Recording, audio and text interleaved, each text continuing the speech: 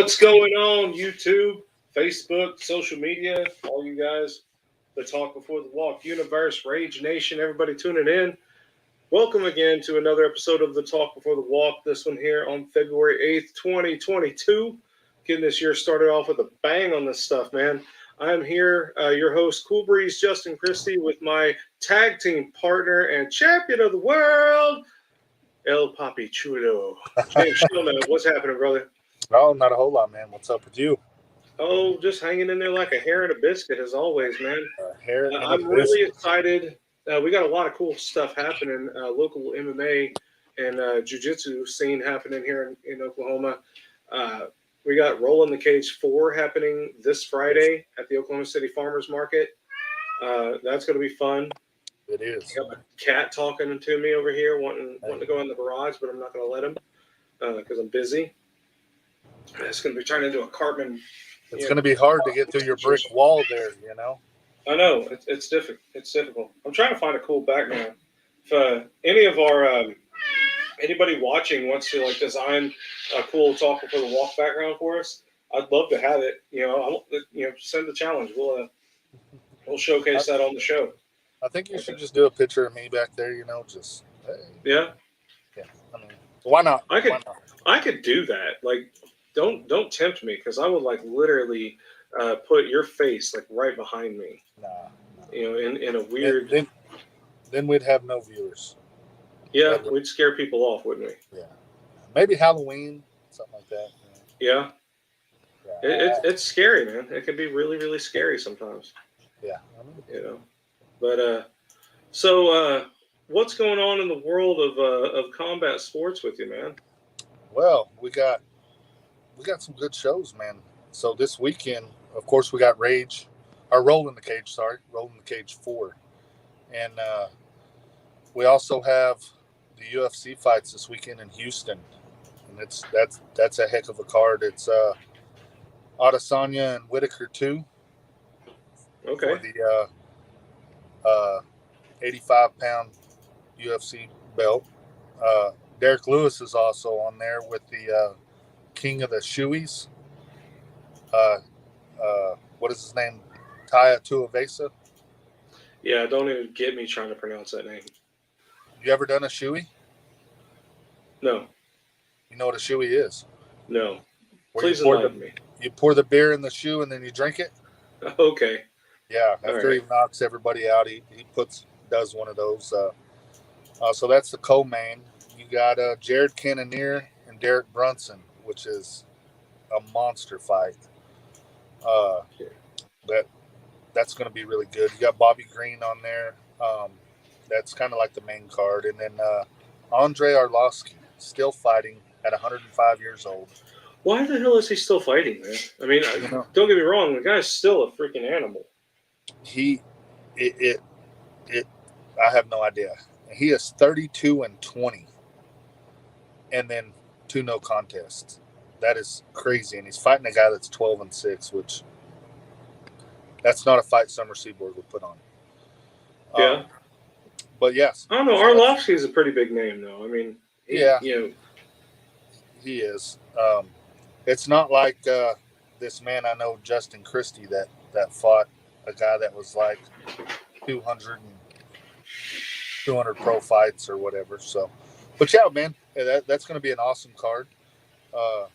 They also announced the Ultimate Fighter coaches, Juliana Pena, coming off her shocking win over Amanda Nunes. They'll be the new coaches. I think it's season 30, 31, something like that. Something like that, man. They've been going for a long time. I remember the very first season. I was so excited about having a TV show, a reality show that was based around MMA fighters like that. And right, yeah. It's, wow. So that's when it became big. Spike actually took a shot at something, and look what it became. Now it's a multi-billion-dollar company, and so Sean Strickland. Did you watch that fight this past weekend? No, I didn't get a chance to. I was working. Dude. He picked apart Jack Hermanson, which was crazy because Jack's a heck of a fighter. But that guy, he talks a lot, but man, does he back it up?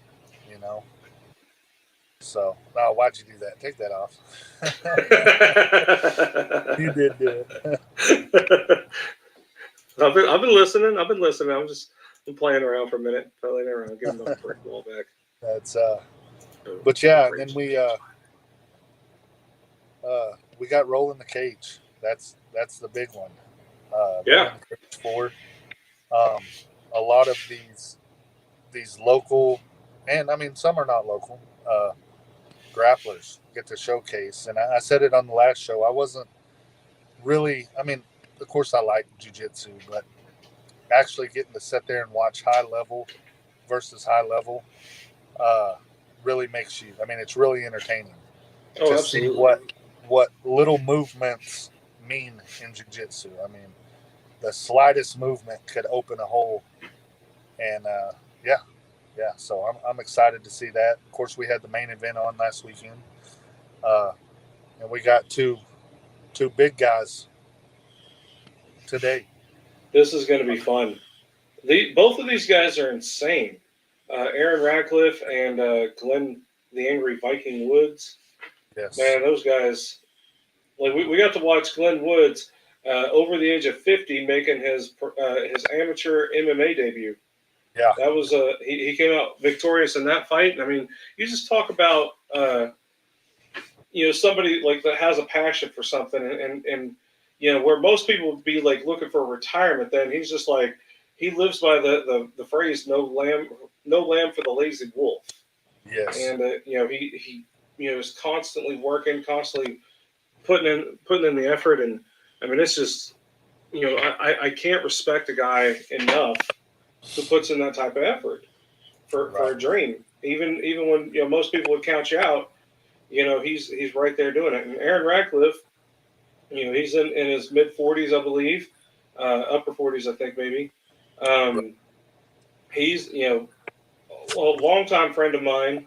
Like I was telling you off camera, back when I had a martial arts school in Choctaw about 10, 11 years ago, Aaron was one of the assistant coaches for us. I mean, he was one of the guys that really put in a lot of time and effort in the martial arts programs with us. And all of his kids, except for one, were my students as well. And the only one that wasn't was just a baby at the time.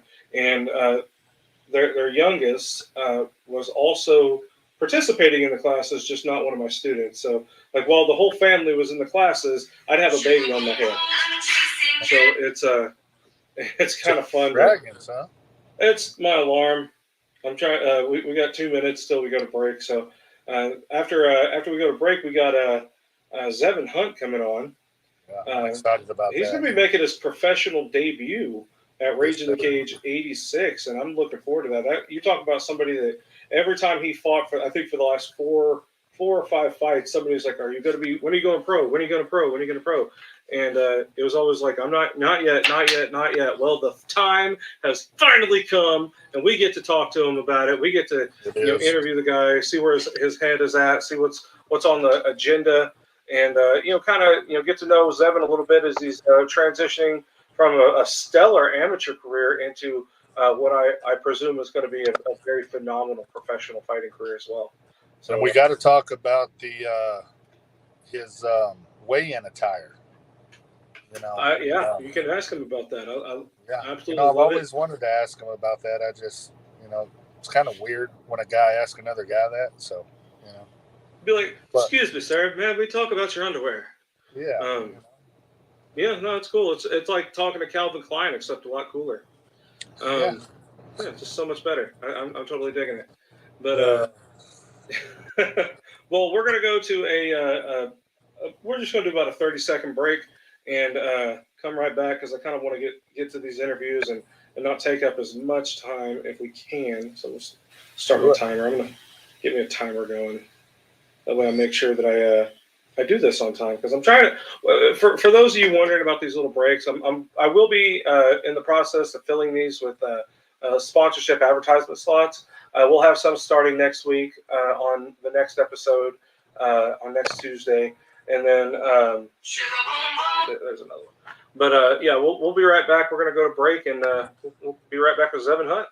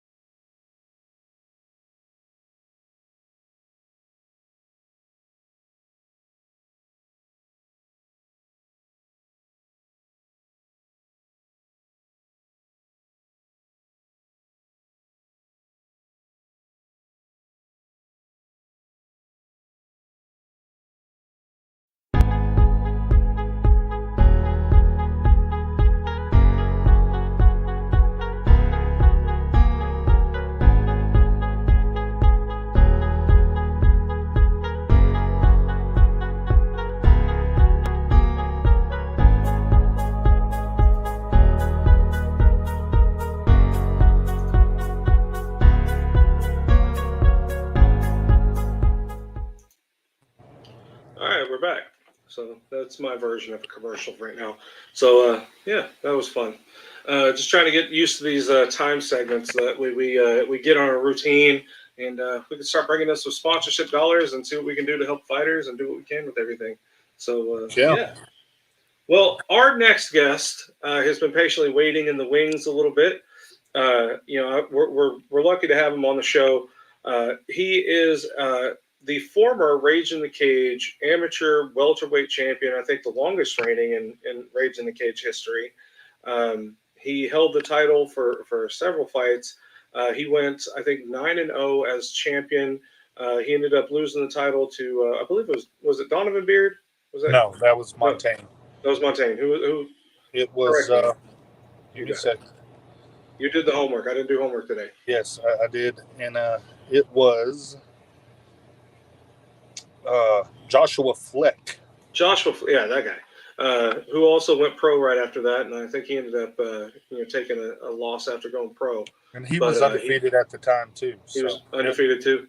It was a good fight, tough man. Fights, yeah. That could have went either way. That was a damn good fight. But Zevan came back after that and claimed another victory, making his amateur MMA career 10-1. He went 5-0 in Muay Thai, and it's just a phenomenal athlete all around. Surrounded by a group of great people, great gym at New Limits MMA, cross trains at a bunch of other places. So without further ado, please help me welcome Zevan Cheese Hunt. Zevan, how are you, brother? Doing good. How are y'all guys? Man, we are happier than a hot hog in a cool puddle of mud. I'm just excited to have you on the show. I'm excited to be here. How's training been going for you, man? Super crappy. Every night I wake up in immense pain and go to sleep in immense pain. So I guess that would be good, but crappy at the same time. Well, the hardest battles are often won in the gym. So they put you in situations where, you're not going to be shocked and awed whenever you get in that cage.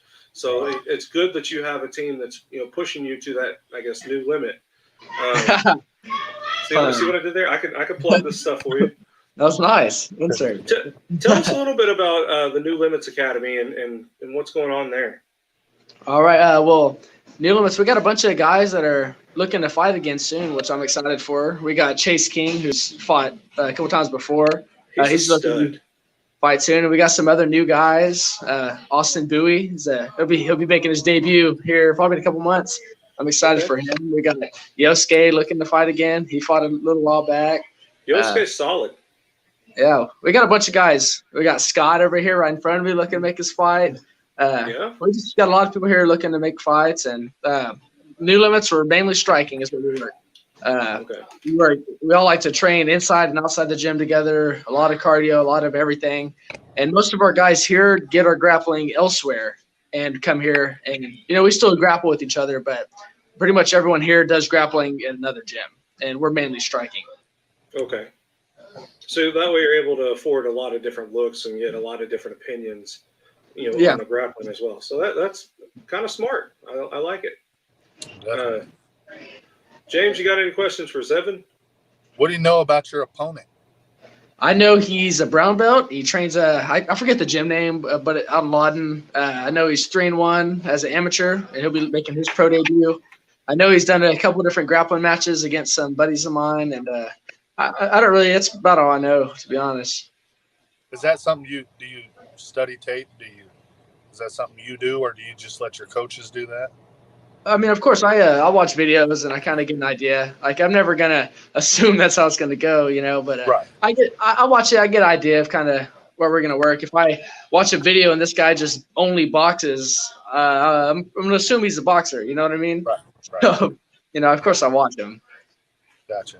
I know a lot of fighters say, they let their coaches do it, and they, which I think they really watch it. I mean, you would be stupid not to watch tape on your guy. Yeah, and now I have all my coaches watch my guy too, and they kind of get ideas or as well. I had a problem back when I was fighting, and I would just obsess over my opponents and watch every waking moment. There'd be a video like every day. I'm like, all right, there's a hole, and I just drill it. With me, it's like because his last fight, I think it was like 9 months ago. It's just like, that's like almost a year ago, Like I think of myself and how much I change in a year. And so I don't like to be dependent on a year-old video. So I assume everything that went wrong in that fight's going to be changed and so on. How did the fight come about?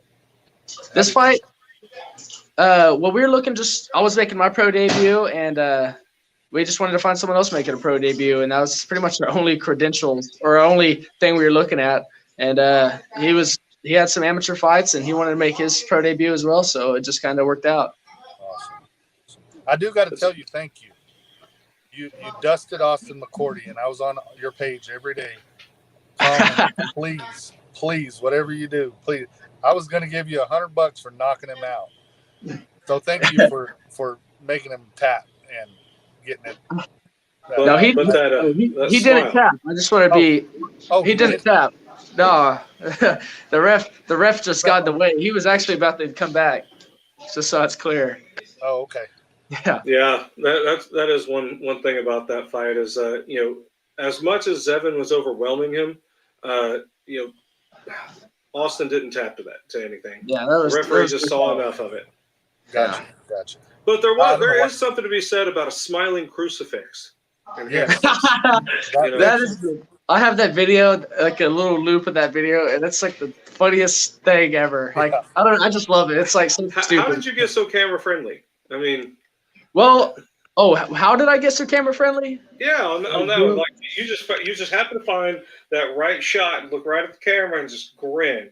So here's some background into that.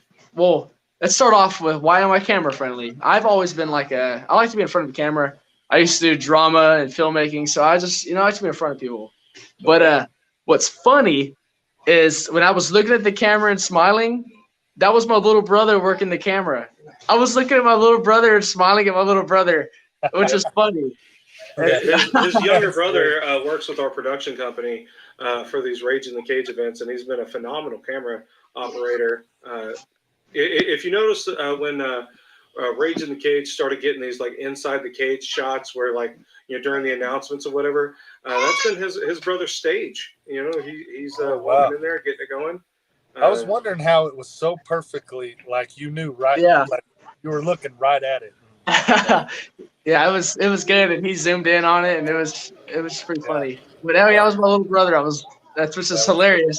Little insight. Talk about a talented young man, Stage Hunt, man. He's talented in video production, editing, all kinds of stuff, man. He was gonna have his Muay Thai debut before COVID started, and he used to train. He don't train anymore, really, but man, he's tough too. I mean, he's got to be. He's a Hunt, right? Yeah. the whole family's tough. Look at your grandpa. Look at everybody. They all show up just all ready for it. Aaron? Can't Blake. Yeah, we got kids class going on right now, so that's why. Okay, right on. We'll tell the kids we said hi. We'll mind our language. No, they're just getting a water break right now, and then they'll be back out. Right on. Well, tell us a little bit about that kids class. I mean, when is your kids classes, and how can parents watch and sign up? What's up, JD? What up? Oh, got the kids. Yeah, this one the kid. This is one thing that James and I really came together about whenever we were talking about hosting the show together. One thing we love about it, we're both family men. We both have kids, and that our kids mean the whole world to us. Our family's everything. So I love that you guys are so family friendly. And JD, I'm a follower of you anyway. You got the kids and your daughter and everybody doing their thing. You're just rocking it, man. We love you guys. Thank you, man. Appreciate you. Yeah. Appreciate the love. Can't wait to get out here for this thing. Yeah, it's gonna be fun, man. That's gonna be fun. You need to ring Lamont and tell him to get his butt in there. Yeah. Get him back out, man. Yeah, he was coming a little bit. Run him. Here. Well, I mean, he does live all the way out in Hobart. That's like an hour and a half away. That's the hard part. Yeah. Yeah. So he'll get there, and he loves training with you guys. So I do know an Uber guy. He's a fun athlete too, man. He's got kind of unique style. It's really fun to work with. I'll call in a long haul for that one, James. I'm gonna get in here and beat these kids. Beat the kids. So do you coach there too, Zevan? Yeah, I coach the kids classes, Cool. which obviously I'm not doing a good job right now. Right. But no, I coach the kids class. So we have kids class right now, just 2 days a week, Tuesdays and Sundays, and we got a bunch of good little kids in there, tough ones. We do a lot of different things. We'll mitt work, we do drills, we'll spar every now and then. They'll spar the coaches, they'll wrestle each other, give them a good mix of everything, and it's a lot of fun. Awesome. What ages are they? We start at age 4 all the way up until they're old enough to join the adult class, which is like once they become a teenager, they're in the adult class. Gotcha. That's cool. I think Justin's gone. So Justin. yeah, he bounced on us, man. He left me hanging here. So your fight, you've been beat, so you've tasted defeat. You know what that is. Yeah. Is that a fight you're looking to get back? It's not like I'm looking to get so my take on that is well, first off, that Josh Flett guy, I think if I had to be beat by someone, he was the perfect guy. He was undefeated, super nice guy, and I talked to him afterwards and got pictures with him, and so he's a good guy. And I think I could beat him. I think I had just fears and problems, and so I think I could have beat him. And I would like a rematch, but I'm not seeking it. There's a million people in the fight world that I could be fighting to further my career. I'm not going to spend my whole life just rematching everybody. If I had to rematch everyone that wanted a rematch, there's a list of people that want a rematch. It's just there's more people to fight and more experience. If I'm trying to get experience and get better, I need to fight different people. Right. You know what I mean? But I would like the rematch. It'd be cool, but I'm not seeking it per se. Gotcha.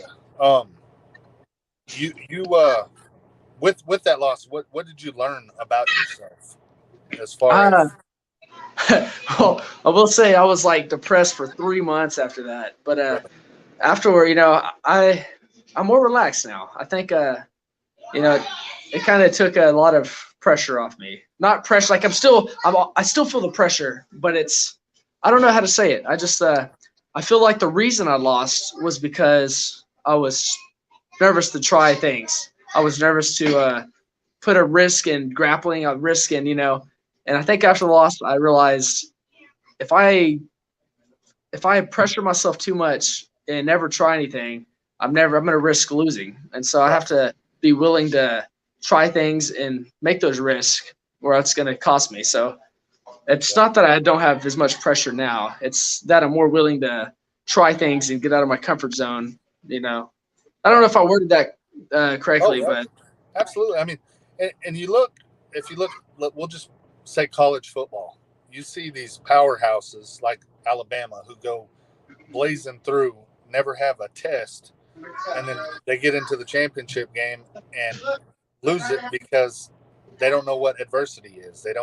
They've never been down. They've never, and you see it a lot with teams that lose early they know what defeat is, and they come back and they know that, hey, we're down, but we can still come back.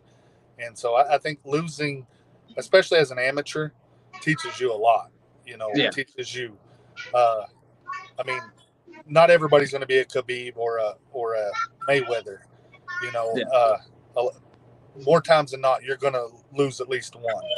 And so, when you get that out of the way, you looked completely dominant against Austin. And not knocking Austin, I just don't like him. He's a good fighter. I mean, he was a champ at 85, and so to see you come back and just completely, I mean, you had your way with him, and I thought he was going to put up a little better of a fight. I was like, surely he's been training, he's going to come in. He's actually the bigger guy in weight, coming down, and you just mopped the floor with him. And I was like, wow. And the smile again, looking at the camera, I was like, this dude is having fun, We've all been a big fan of you. And so it's to see that the loss and then you to come back, that was cool, because none of us thought you were going to lose. You had this aura about you that was like everybody wanted to beat you.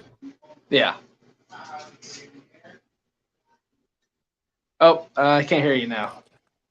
Oh. All right, can you hear me back. now? You're back. Okay. Yeah, Justin's calling. I don't know what's going on. Yeah, he said he got a power outage. He just messaged me. Yeah, I don't know why he's calling, because I don't know. He's got all the controls. I don't have any controls, so we're flying by the seat of our pants right now. But no, I everybody I've ever talked to has talked good about you, and I'm sure I manage Cody Gallion, and we wanted the best fight, the toughest fight, and when Summer said your name, we were like, yeah. Cody wanted to fight you before. You had way more fights, and Summer doesn't put on janky fights. Everybody knows that. And she told us, no, you don't have enough fights. So he was like, well, then I'm just going to go pro. And then when you turned pro, it was like, that's the perfect fight, and it's the whole striker versus grappler. He is working with Tom and everything, and you've got a good gym. I think this is going to be like one of the fights that steals the show. Of course, we got the headliner, that's going to be a heck of a fight, but I think y'all steal the show, and I really do think that. I think two of the best amateurs right now turning pro together. So, but I'm going to let you go do your thing. Get your kids' classes. Do you want to shout out sponsors or anything? Or I want to give a shout out to my manager, Mr. Jeff Hunt. No relation. Yeah, maybe some relation. I just want to give a shout out for looking out for my best interest and getting fights. And a lot of people just think as a fighter you just fight everybody, and that is really not what it is, because if I fought everybody that just said they wanted to fight me, I would be fighting Austin McCourty 100 times in a row. Right. Yes. But so it's like it's all about business, and he handles all that.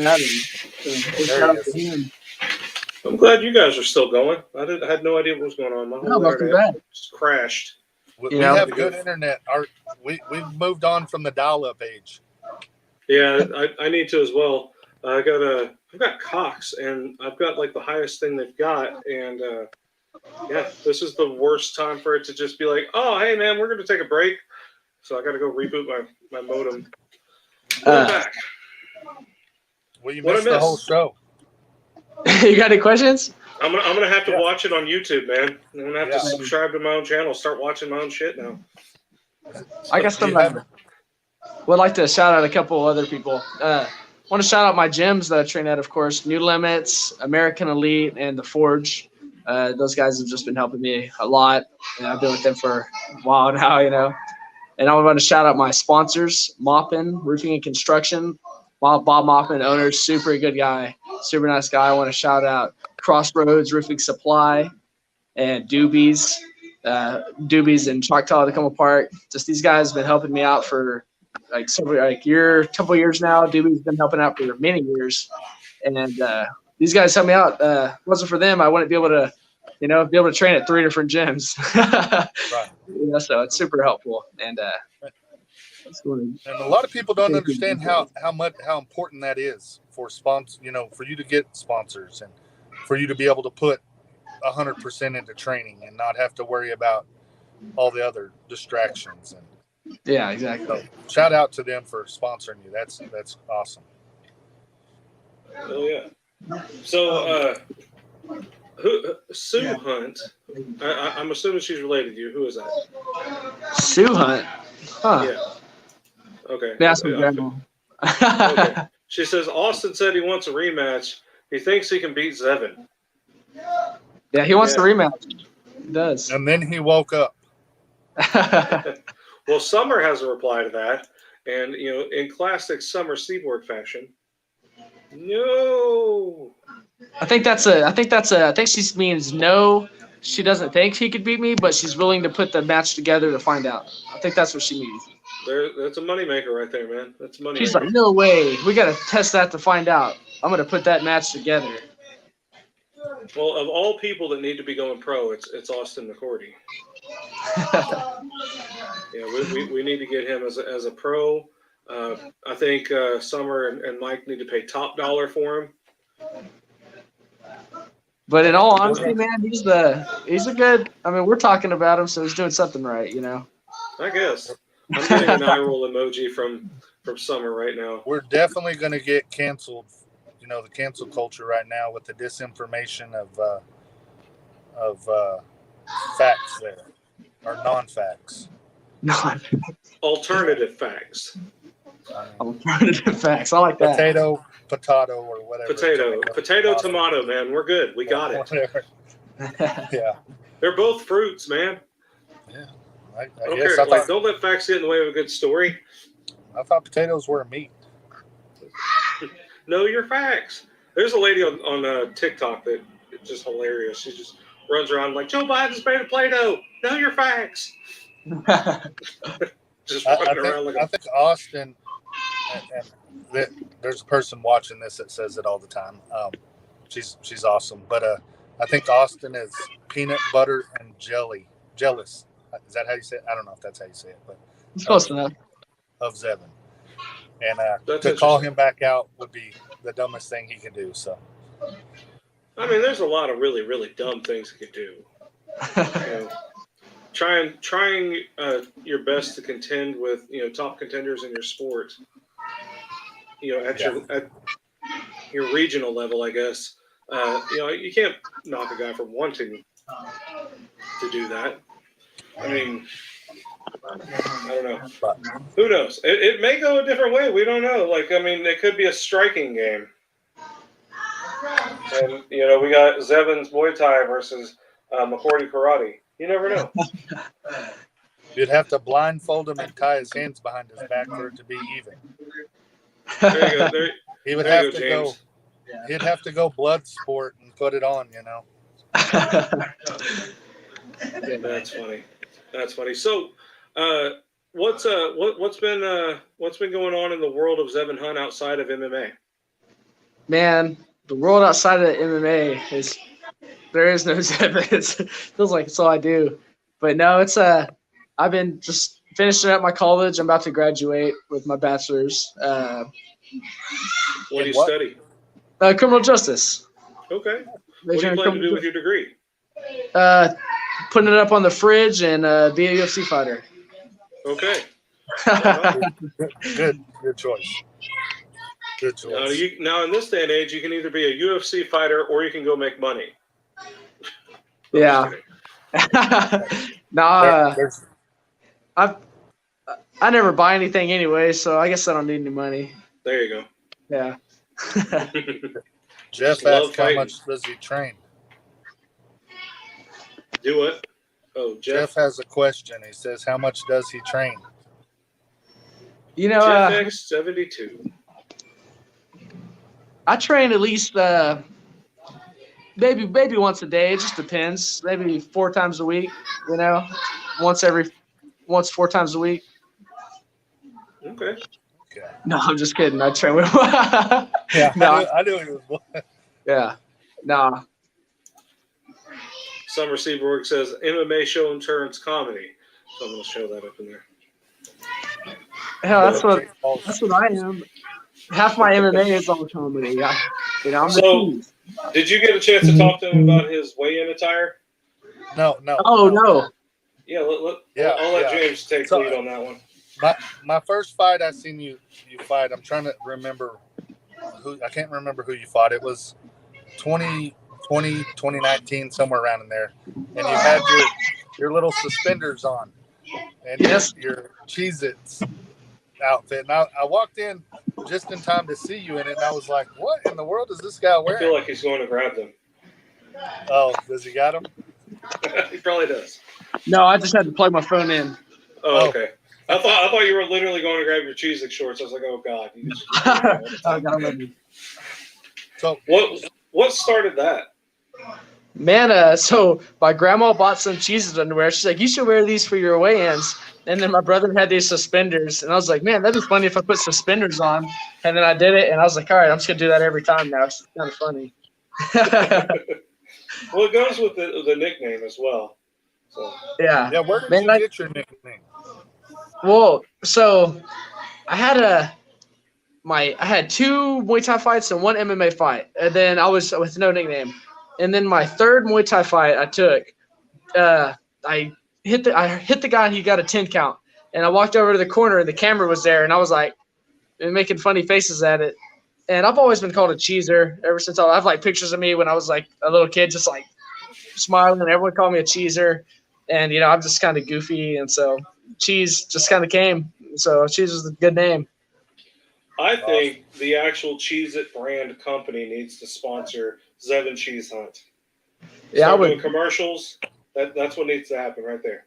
I would love it. Hey, I'm actually getting shirts made.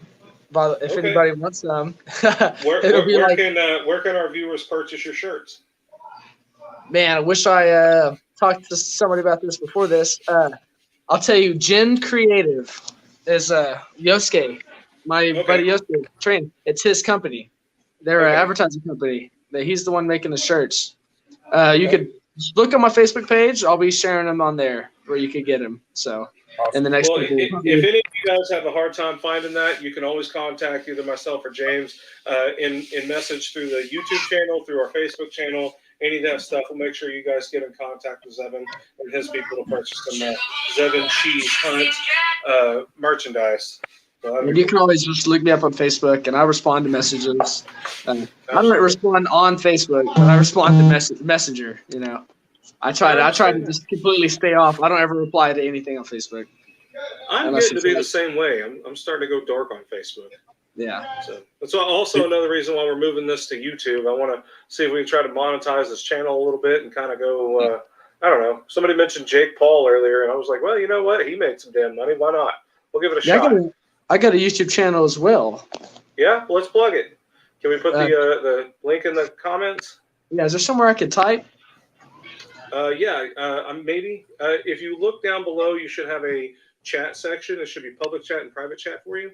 If you hit the public chat, I think you can click it in there. I could do private chat. I'll just send it to you real quick. Okay, I can load it up on there. That's my YouTube channel. It's me and my buddy. All right, so it'll be YouTube/Cubic Tactical. Yeah, I like to. It's gaming stuff, but I also put little short films on there. I just made one. That's a good one. The newest one I posted. That's a good one. And about to make another one that's even better. There we go. I just posted it in the comments for everybody for everybody to check out your channel, man. Subscribe, follow. Do you still have tickets in hand? You still have tickets in hand for the fight? Oh yeah, I have all the tickets in hand. If anybody needs a ticket, get them. That's message me on Facebook. Buy them off Ticketmaster. I will drive to you to sell tickets. You just message me. Stubwire.com. Stubwire.com. Yeah, you can go to stubwire.com, and whenever you purchase your tickets, you can select Zevan Hunt's name at checkout, so you can get the credit for them. And you can message me, and I'll drive to your house, and I'll sign the tickets for you. There you go.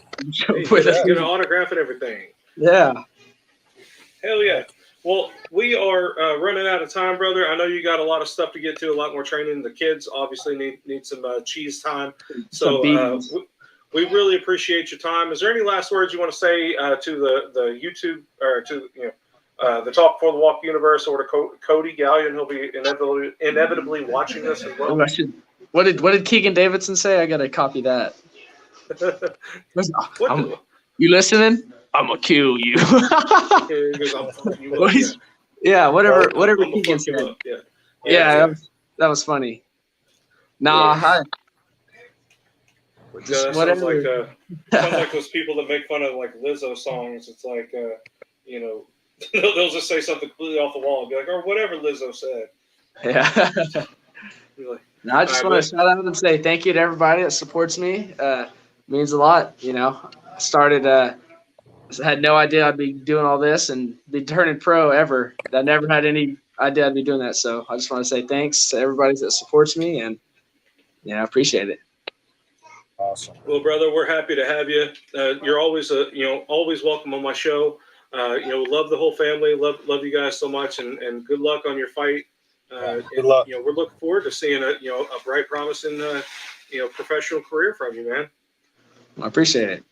All right, man. God bless. Show stealer. So it's definitely a category for a potential fight of the night. I mean, that's a much anticipated bout. So, all right, brother. Well, good luck. Rage Nation, Talk for the Walk Universe. Make sure you get your tickets at stubwire.com. Click Zevan Hunt's name at checkout, and go support your local MMA. Zevan, have a great one, brother. See you at the weigh-ins, man. All right, I'll see y'all. All right, guys. That was Zevan Cheese Hunt. Great amateur MMA fighter making his professional debut coming up here. Man, I'm looking forward to that fight, man. Looking forward to it. Cody Gallion, he's no slouch either. He's a active duty military. Tell us a little bit about Cody. I know you like to brag about some fighters. Man, Cody is, since we signed him, Clifton. I was not at that event in Lawton when he fought, and Clifton said, "There's this guy you need to watch." Of course, I was watching it on Fight TV, and when he picked the guy up, carried him across the cage and slammed him. Matt Hughes style. Yeah. Yes. He reminded me of like a young version of Matt Hughes. Yeah. From that moment on, I was like, we got to get him. Talked to him on the phone. Excellent guy. Family man himself. Just had a baby. I mean, his youngest was still a baby at his last fight. So we like to call her the tugboat.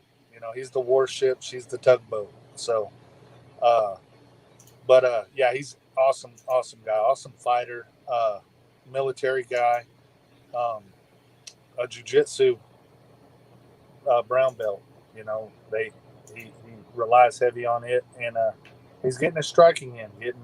I talked to him today. He's getting his striking in. He's working with Tom in Lawton, and Bare Knuckle Fighting Championships. Tom Schoaf, the Gentleman of Violence, is helping coach. I wish I could do the mustache thing. I couldn't rock that thing. It looks right on him. I would look like. I've got to try to train it. I would like to try it once. Give it a. Yeah. I feel like I would look like Orville Redenbacher or some shit. I don't know.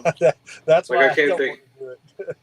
Yeah. I feel like with the way my face is shaped, I look like Colonel Sanders, but not like the actual chicken KFC Colonel Sanders, but like Colonel Sanders from the Adam Sandler Waterboy movie, to where I'll if anybody touches me, I'm like, ah! Yeah. I just don't know. Oh man. But yeah, Cody is. That's going to be an awesome fight. So I'm looking forward to it. I know Cody was slated to fight for the vacant.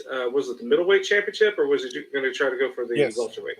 The middleweight, the 85 pound belt, and ended up with Tanner Arnold, right?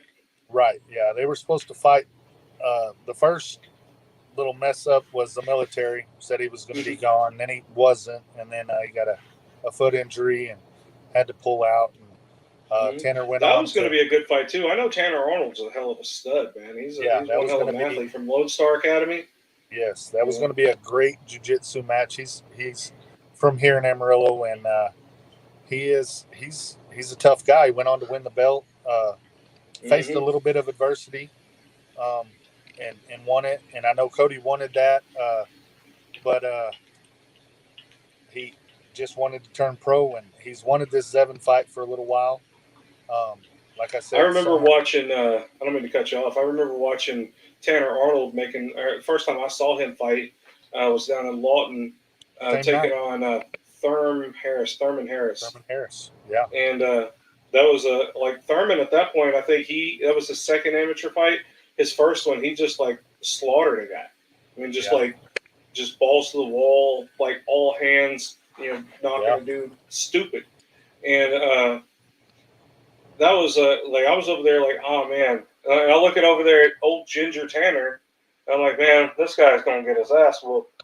And because Ginger, like Tanner kind of looks a little unassuming, like at first glance, but I just got I guess glamored by that first fight from seeing Thurman Harris fighting, and whenever I saw like Thurman doing the same thing, I'm like, oh man, it's done with. And then Tanner just hoist Gracie's his ass, and I'm like, okay, this is okay. Yeah, and I just instantly became a Tanner Arnold fan too, because I was just I keep wanting to call him Gingerbread, but that's his nickname. Tanner the Gingerbread Arnold. Yeah. Gingerbread Arnold, yeah. But like I love his whole shtick. I love the way he fights, and I love how durable he is, and everything else about that.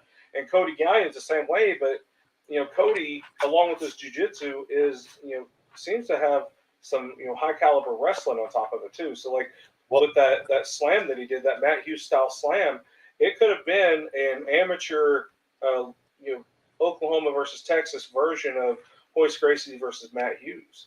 And I'm sure they'll meet sometime. Oh, they're definitely destined to meet down the road for sure. Yeah, and the crazy thing is I believe they both debuted in Rage in the Cage that night in Lawton. So probably both had awesome wins, and it's definitely a fight down the road that we want. I know Summers tried to book it several times. Stuff happens. When you have an active duty military fighter, and you have I think when they were trying to book that fight, I don't mean to be putting Tanner's business out there, but that was also the anniversary of the passing of his late mother. Which I could totally relate to that. When my mom passed away, man, that was devastating for me. And every year it does not get any easier.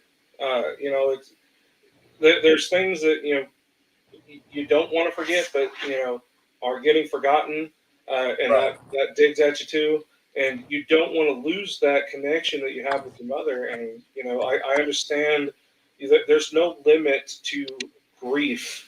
With the death of a family member like that. So I totally understand where, booking a fight in that same month or that same time period is not going to be beneficial for you as a fighter.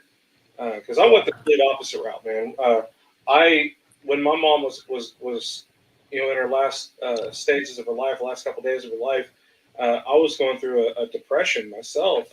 And I mean, I don't like to put my business out there too much, but I attempted to try to drink myself to death, and I mean, just a hard liquor, like 151 rum.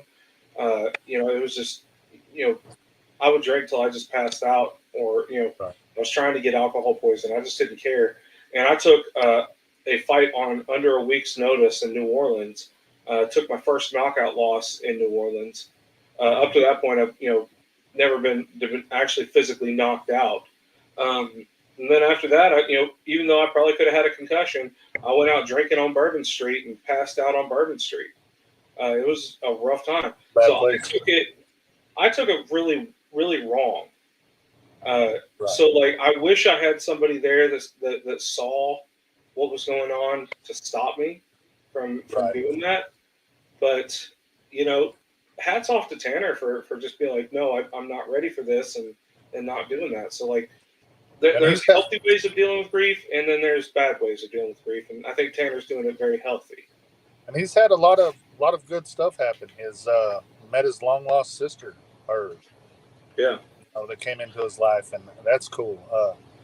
I think that was off of that 23andMe or whatever it is. That's so cool. That's so cool. I really don't want to put all of Tanner Arnold's business on YouTube and on social media right now. Like, I'll let him, if he wants to come on our show, he's always welcome to come on our show and talk about his journey and what's next for the gingerbread. Because, like I said, I'm a huge fan of Tanner Arnold.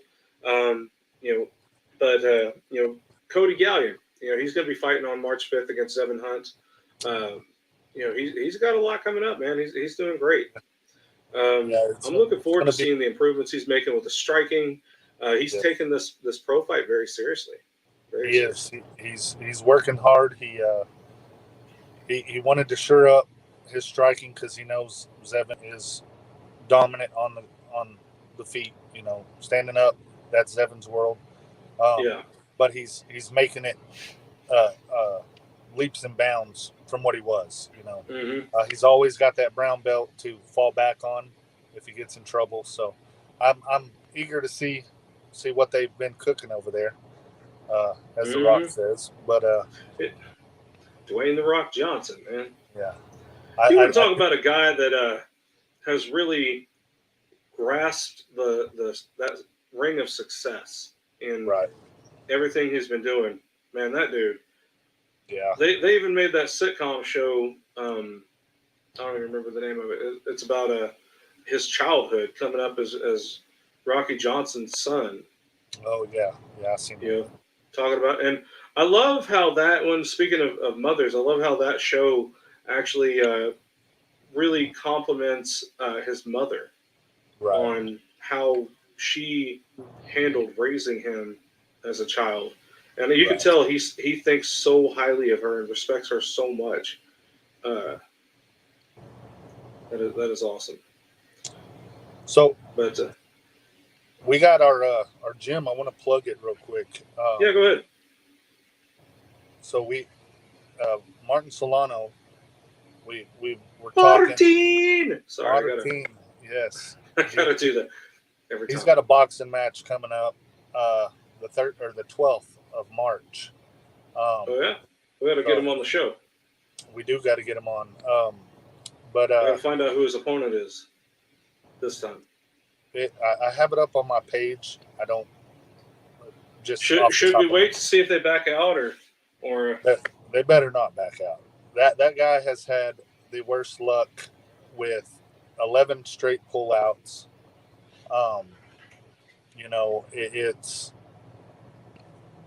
It's unreal. How many? I'm technically a pullout king too, but it's not like that. I can't. But yeah. Go ahead. I'm sorry, I didn't mean to throw you off. You done messed me up now. Done messed you up. But he has his boxing match that's coming up, and we're really he's really taking it serious like he does every time. That's the thing. That's what really gets him is he puts everything into these camps, and then these guys pull out, and his sponsors pay for these camps, and he uses the money to go to camp. He doesn't use it to go to Cancun or whatever. He uses it for his camps, and so we got a gym going. We're one of 2 gyms in Amarillo that has a cage and a boxing ring. You guys built your own boxing ring too, didn't you? He did. Wow. The only credit I can take for that is I put some of the noodles on the ropes. So, I did help with that. But Martin, or Martin, however you want to say it, has. I say it like Gabriel Iglesias, Martin, just because I'm a fat dude and I'm yelling at my buddy. Right. Martin has put hours and hours and hours into to doing it. We had a bag stand built. Nani, shout out to him. He came in and welded it, put it all together. It's awesome. Cody Pfister, his cage. He's awesome. The opportunity to have a cage is great. So for him to do that, and there's Tim Rodriguez, Chris, everybody. And Chris has got 2 awesome kids, man. CJ and Thumper. Those boys, they're young, and Thumper does that fighting in Kansas. Yeah. The young kids fighting. What's it called? I forget what it's called. Pancration. Yeah. The kid is a stud, and he's marketable. He they walk the town there in suits. So awesome guy. But Legends Boxing, we're having a grand opening Friday. Okay. At 5:30. People want to come out and eat some wings. What's the address? Man, you would ask me that. I would ask you that. What we'll do is we'll come back to the YouTube channel and we'll post it in the comments whenever you figure out what the address is. But before that, we're going to go to a quick little break. We will be back in about 60 seconds.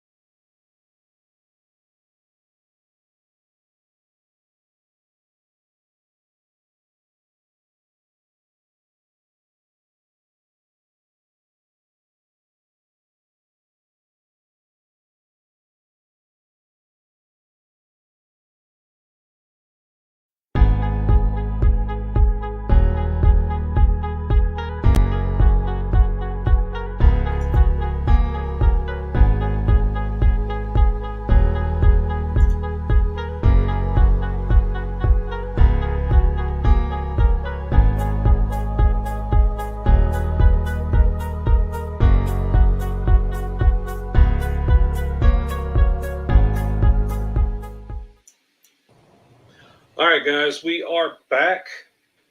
Man, I'm excited. This is cool. Our next guest, we're going to have Aaron Radcliff and Glen Wookds. They're going to be competing at Rolling the Cage 4. Rolling the Cage is kind of like a sister promotion, I guess, for Rage in the Cage. A little. What do you call those spinoff episodes type of thing for the jiu-jitsu portion, for a lot of the folks that like to watch the jiu-jitsu matches and things like that. It's going to be pretty awesome. This is going to be fun, man. Aaron Radcliff, he's a black belt in judo, blue belt in jiu-jitsu. Glen Wookds, also black belt in judo, blue belt in jiu-jitsu. So expect to see a lot of throws in that fight. It's gonna be fun, man. It's gonna be fun. And I think the tables are already sold out. So yeah, all the VIP tables are sold out, but they still got premium tickets. They still got all that stuff. Get your tickets now while you can, because that show is it's very, very good. Absolutely. Rage in the Cage 4. I got the card right now. Main eventing it in a black belt no-gi match at 205 pounds. Kelly Rundle versus Jeff Lindsay. Another black belt match at 145 pounds no-gi. Jeremiah Mendez versus Randy OG Jelly Bean Ray. I would have loved to watch those guys fight MMA against each other. That would have been fun. Randy Ray's about to go pro as well. He's the current Rage in the Cage 145-pound amateur featherweight champion. So one of the many monsters from Killer Bees. Yes, absolutely. He's a hell of a grappler, hell of a fighter, just a hell of a guy all around. Marketable, very marketable. I like his whole shtick. He's cool. We got a brown belt match. Wade Smittle representing Kudos Jiu-Jitsu versus 10th Planet Jiu-Jitsu in Altus. Jason Greer. He's a longtime supporter and friend of Rage in the Cage as well. Super great guys, man. These guys are just awesome people to be around. Super motivating. All these coaches and such. They got Justin Hobbs taking on James White at brown belts at 165 pounds. Sorry, I'm reading this off my phone in case you guys don't know. We got Ryland Smith taking on Jet Thompson in a blue belt / green belt no-gi. I guess it's kind of a catch weight between 145 and 155. They got a purple belt match, no-gi, 150 pounds. A couple of women fighting. Tasha Drugan versus Sabrina DeArmond. Sabrina, she's been a guest on our show quite a few times. Always welcome to come back anytime. She just made her MMA debut against Kayla Sikorsky, winning that decision. You talk about somebody, man, who she just fights with all her heart, and you could tell she does that with like just about everything she does. She puts her whole heart into it. I love the nickname of what's her nickname? Kayla Sikorsky's. Yes. She's now the War Corgi, I believe. Oh. She used to be the Corgi of Sikorsky. Yeah. And I loved yelling that at her face. That was my favorite thing to do. Yeah. But with Sabrina, man, that fight between Sabrina DeArmond and Kayla Sikorsky, that was probably one of my favorites to watch. Yes. For Rage in the Cage women's MMA, because Kayla, just because she ended up not getting the decision victory, she put on a technical clinic in that fight. She was very tactical, very technical, very sound on all her techniques, and I mean, despite the aggressive effort from Sabrina. Sabrina didn't do a whole lot of damage, to her. But at the same time, Sabrina, like I said, she fights with her whole heart.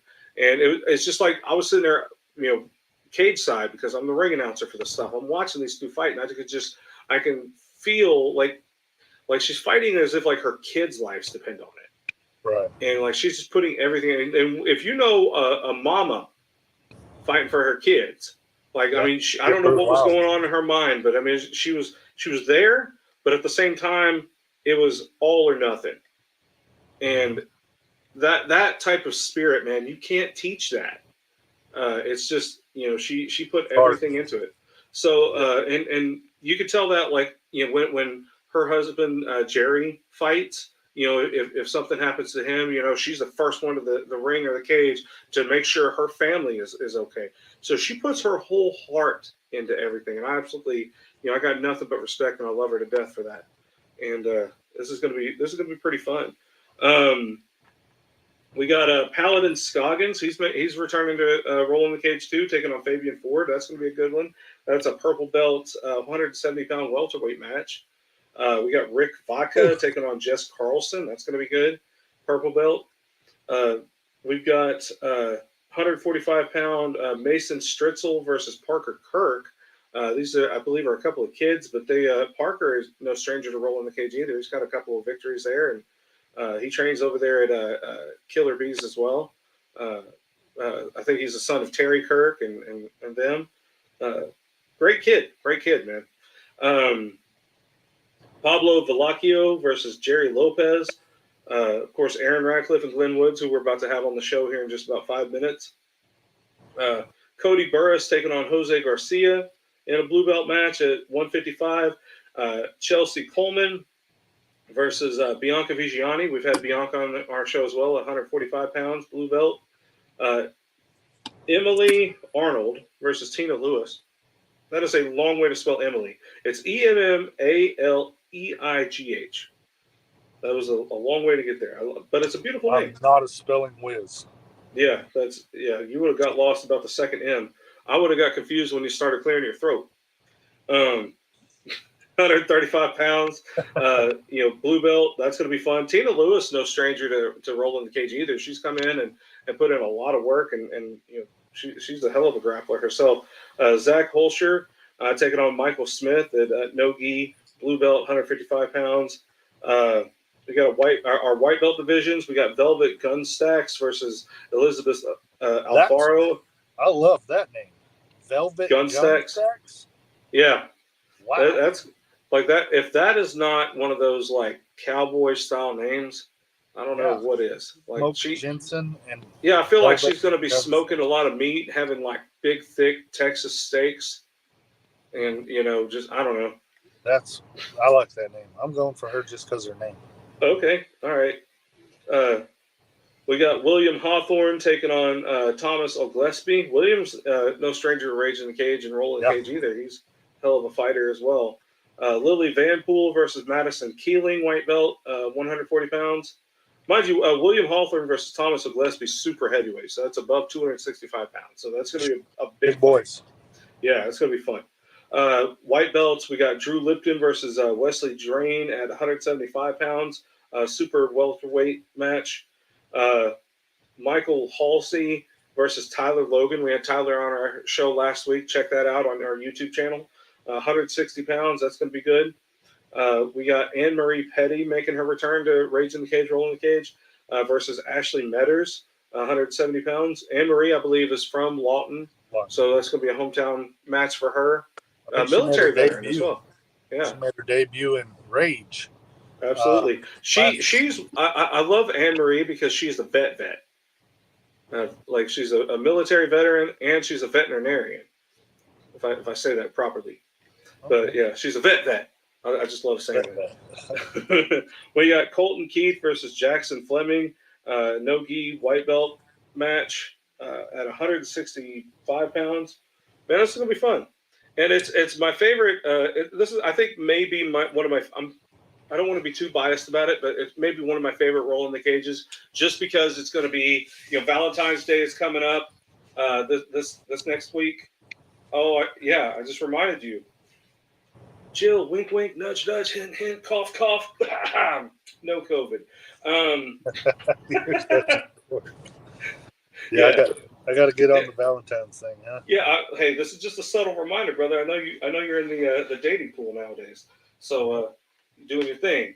I've got a wife. I got to make her feel good. I've got a double conundrum, man. My daughter's birthday is on Valentine's Day.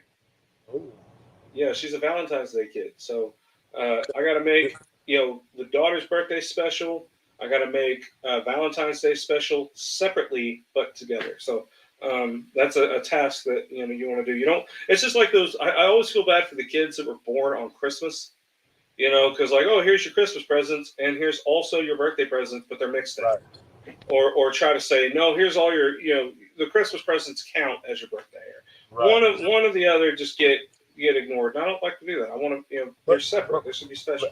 Valentine's Day, that's cool. Yeah. So, since it's Valentine's Day is coming up next week, we're so close to Valentine's Day. Finally, we get an event with the funny joke. Struggle snuggle. How to describe jiu-jitsu. There's been a lot of funny jokes about how you describe jiu-jitsu. What do you do, man? I like to fold laundry. with people still in them. You know, it good times. But Struggle Snuggle, loving the name of the event. But oh man, I got you covered right here. Boom. She said, "Oh, you know, Valentine's Day is coming up." I do. Yeah. You got to go big right. or go home, huh? That's why she's got a Texas boy right there, I guess. Right. But all right, guys. Well, we are going to take a brief break. Up next, we're going to have Aaron Radcliff, followed by Glen Wookds, and then we're going to have a virtual face-off with them as well. So stay tuned. We're going to be talking all things Rolling the Cage 4. All right.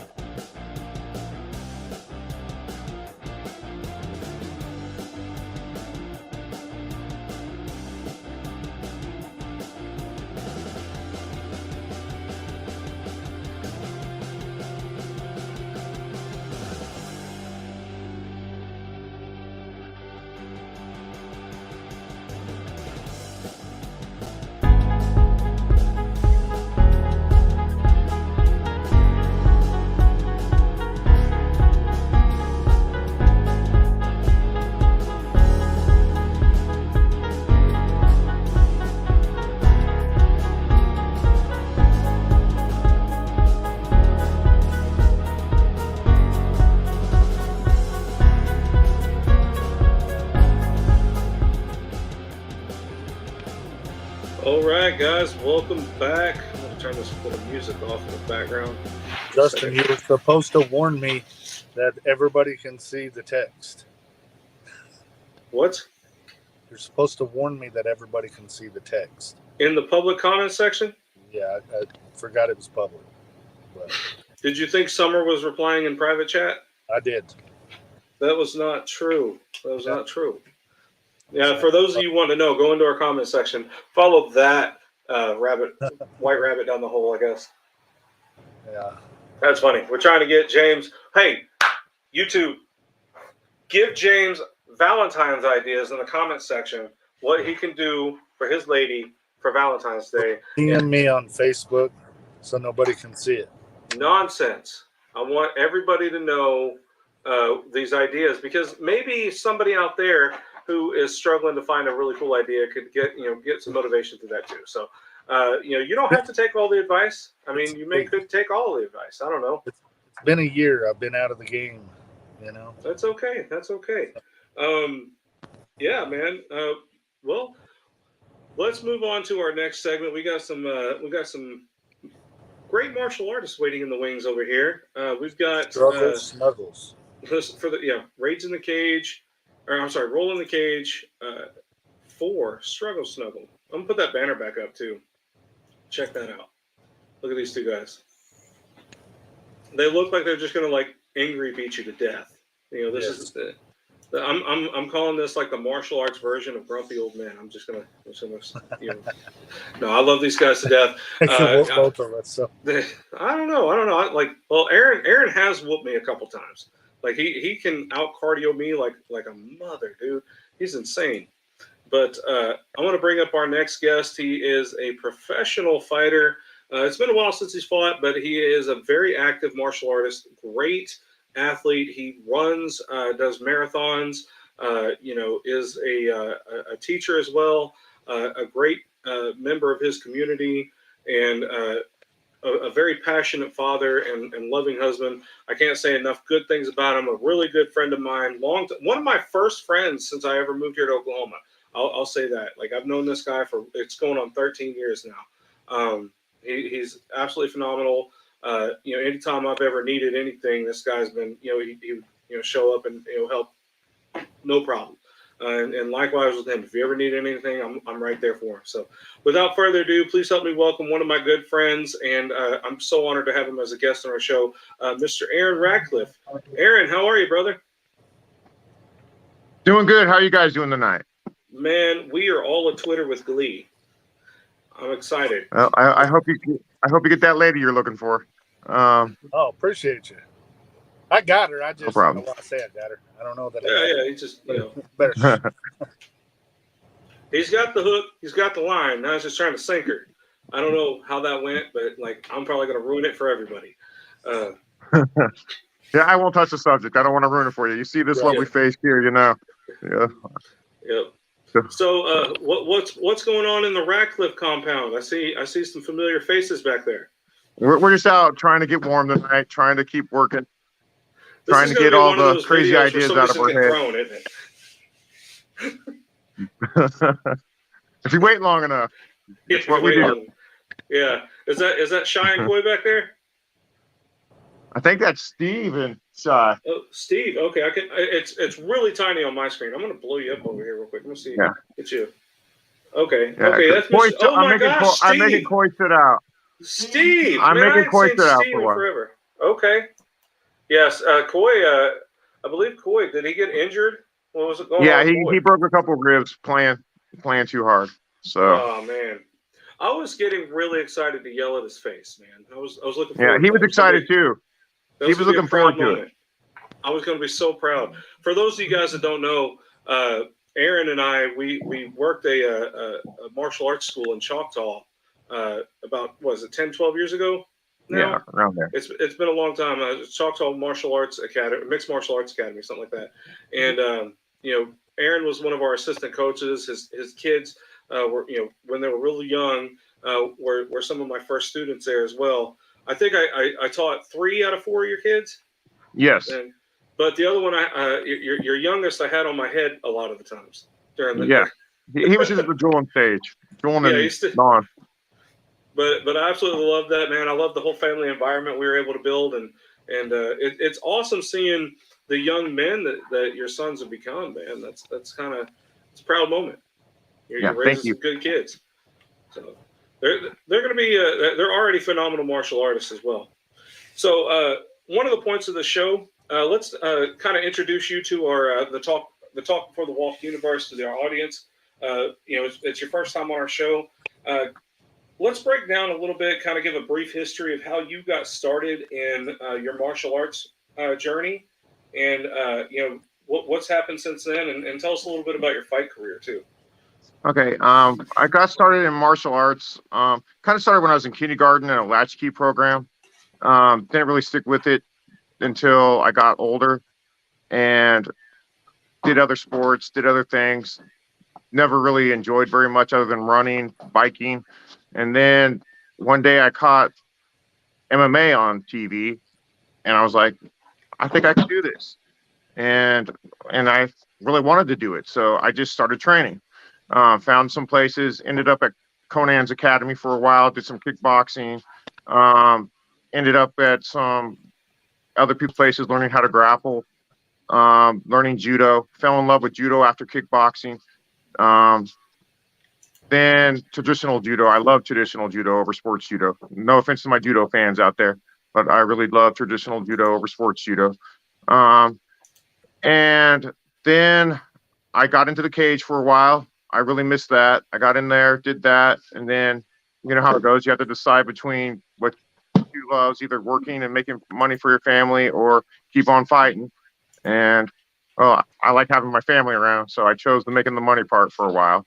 And now I'm back to wanting to compete again, wanting to show my family what I can do and what I was able to do at one time.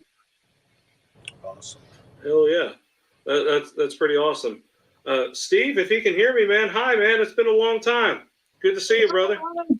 Steve is a Marine Corps veteran as well. Lifelong martial artist himself. 2 times. Yeah. This guy has insane cardio.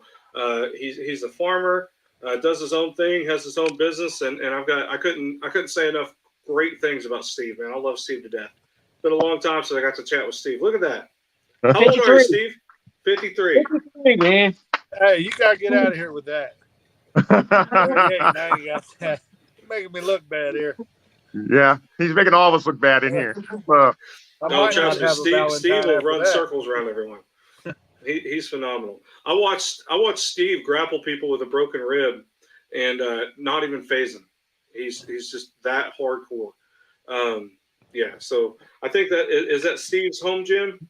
Yeah, this is Steve's home gym. We came out to visit Steve tonight. Well, at least you picked a place that had good internet. Yeah. So. Yeah. Yeah. At least you picked a place that had good internet, good choice, good martial arts environment. I was out there a time or two as well.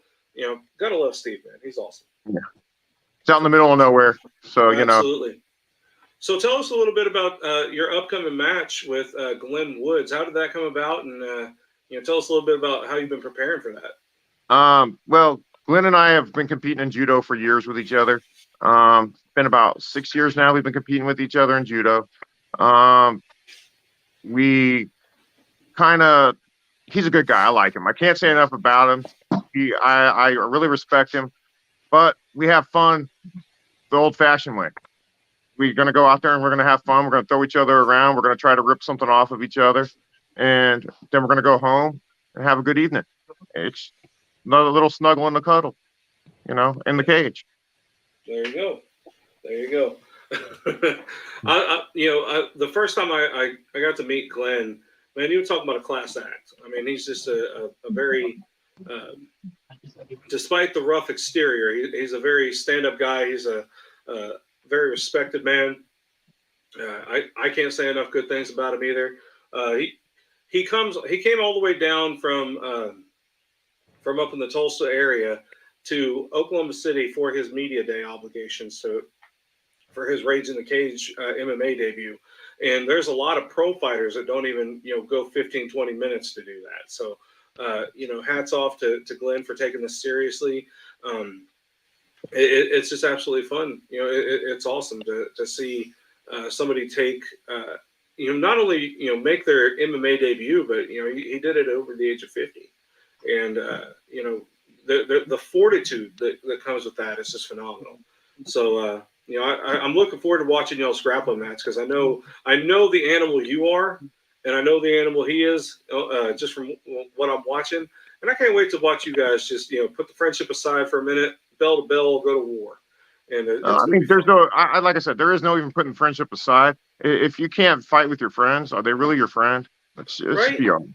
Right. I took a weird survey from a hospital earlier. It was talking about abuse, like family abuse or whatever, family and friends abuse. It was like, do any of your friends or family try to hurt you or threaten to hurt you? I'm like, and I'm over here like, I'm not qualified to answer this. I'm like, on a regular basis. I mean, like, it's just not on a regular basis. But it's not unhealthy. This is healthy violence. It's not abuse. Like it's men out of love. They love me. But no, I tried to answer that. I think I falsely answered that one just to not avoid the phone calls. So they're gonna like, is your wife beating you? And I'm like, yes, please help. But yeah, man. I'm looking forward to watching your fight or your match against Glen. So that's gonna be fun. We're about to go to break. I'm sorry. They're gonna throw. I want to see a throw. Trust me. I got some crazy ones in my head that I want to try. I want to try to see how they work in the cage. Awesome. With someone's gi on. I really want to try it. So Aaron's crazy enough to wall walk the cage with like holding on to somebody and then throw them. He'll put on like the first like Showtime Pettis kick thing, whatever. But with a judo throw. Yeah. Don't think I haven't thought about it. I really have thought about it. I'm just trying to see what's going to get us disqualified and what's not. You know, that's what I'm. He's basically going to figure out how to tank Abbott the grappling situation with technique, though. Right. Where Tank Abbott decided to. There's a lot of UFC rules a lot of people don't realize were made because of Tank Abbott. Mm-hmm. Like you can't wrap the chain link fence around somebody's face anymore. You can't throw somebody over the top of the cage anymore. You know, thanks, Tank. Yeah. But all right, well, we're going to go to a quick 30-second break, and we will be right back with Glen Wookds. Hang on, Aaron. We will get you guys on for a virtual face-off after we talk with Glen for a minute, and we'll promote this show some more. Rolling the Cage 4. So hang tight, guys. Sweet.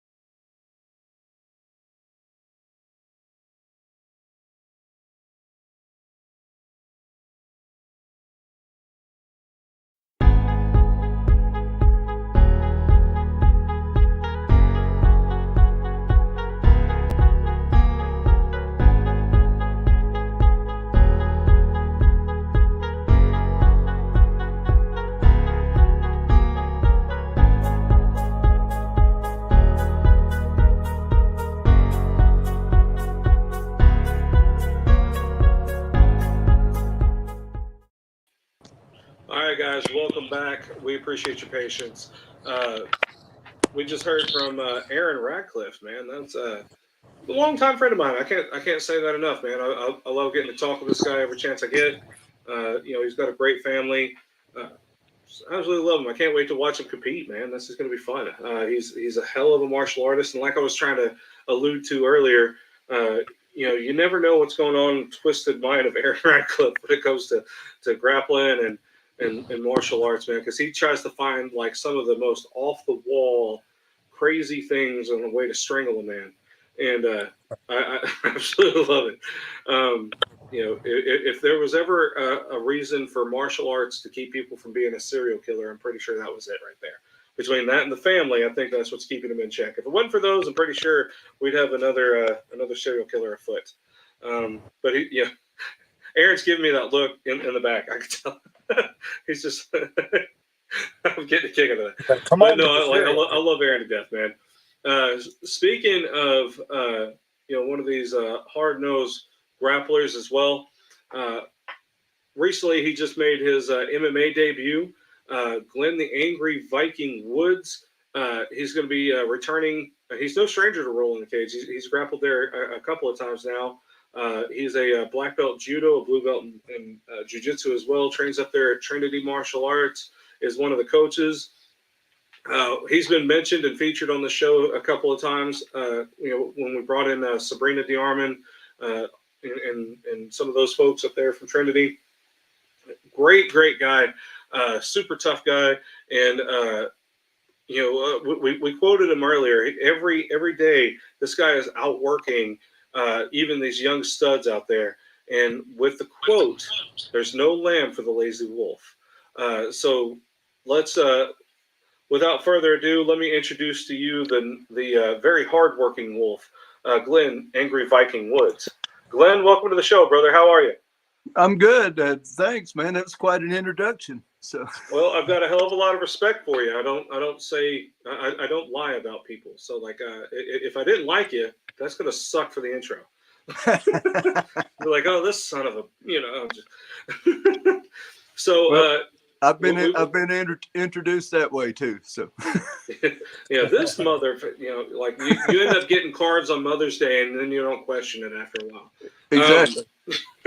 Like, why you mother? Okay. So, but real quick, not real quick. This is your whole segment. Sure. We just got done talking to your opponent, Aaron Radcliffe. You guys have been friends, like you said. You guys have been training and competing in jiu-jitsu and judo against each other and with each other and all that for the past 6 years. Tell us a little bit from your perspective how this match came about and what we can expect to see from you on this Friday. The story is pretty simple. The Rolling the Cage 4 came up, and there was it. It kind of, and the timeline kind of fit my schedule.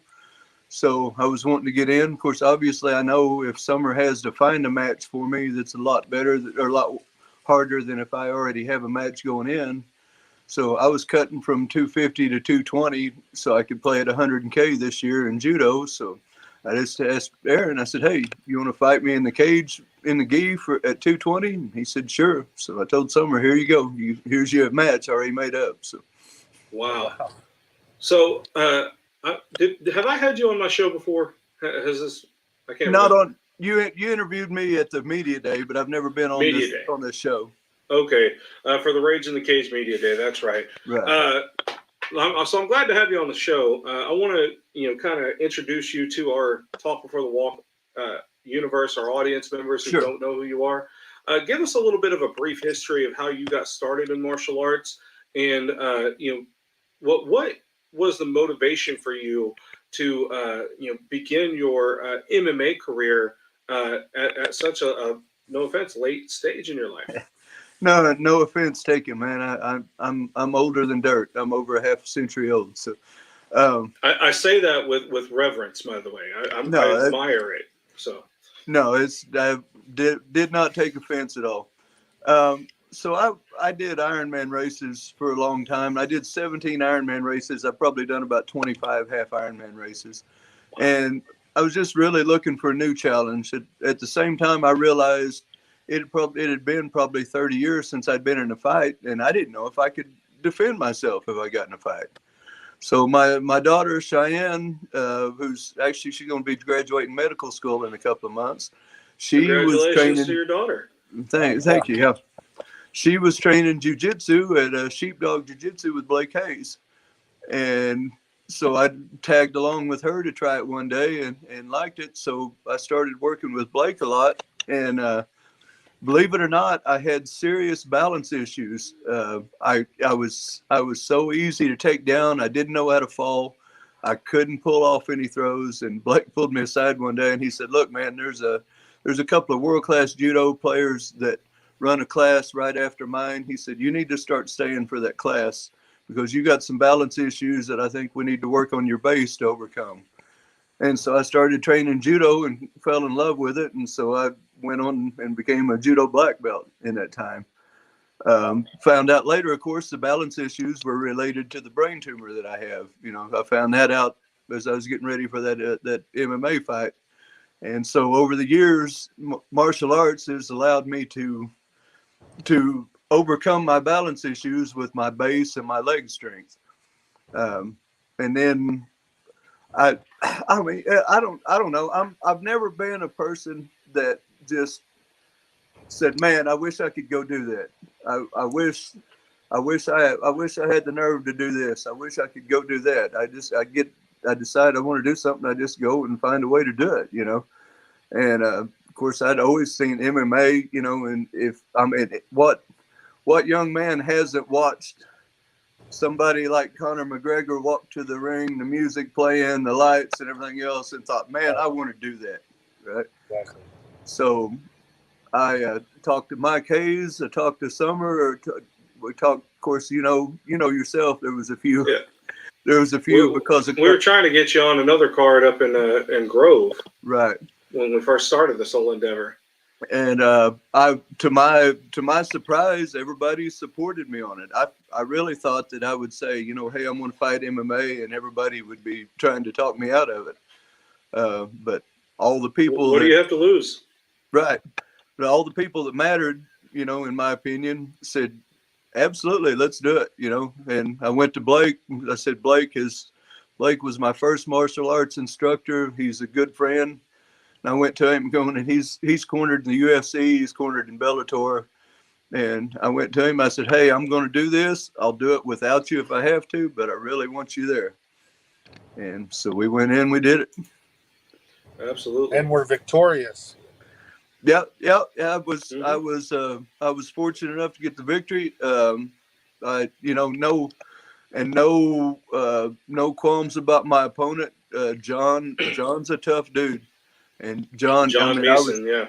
I was 53. John was 60 at that time, Mm-hmm. and he got in. He threw down with me and gave me everything he had. And he and I are good friends now as a result of having that fight.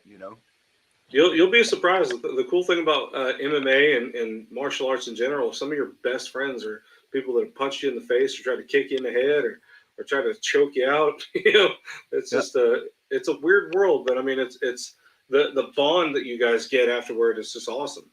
Well, So and I've talked about that with other people before. I think as a general, people think violence is bad, and I think there's a place for violence, Mm-hmm. but it has to be done properly, and young men need to be exposed to it. Otherwise, if you don't, you have what happens with the school shootings and that kind of crap.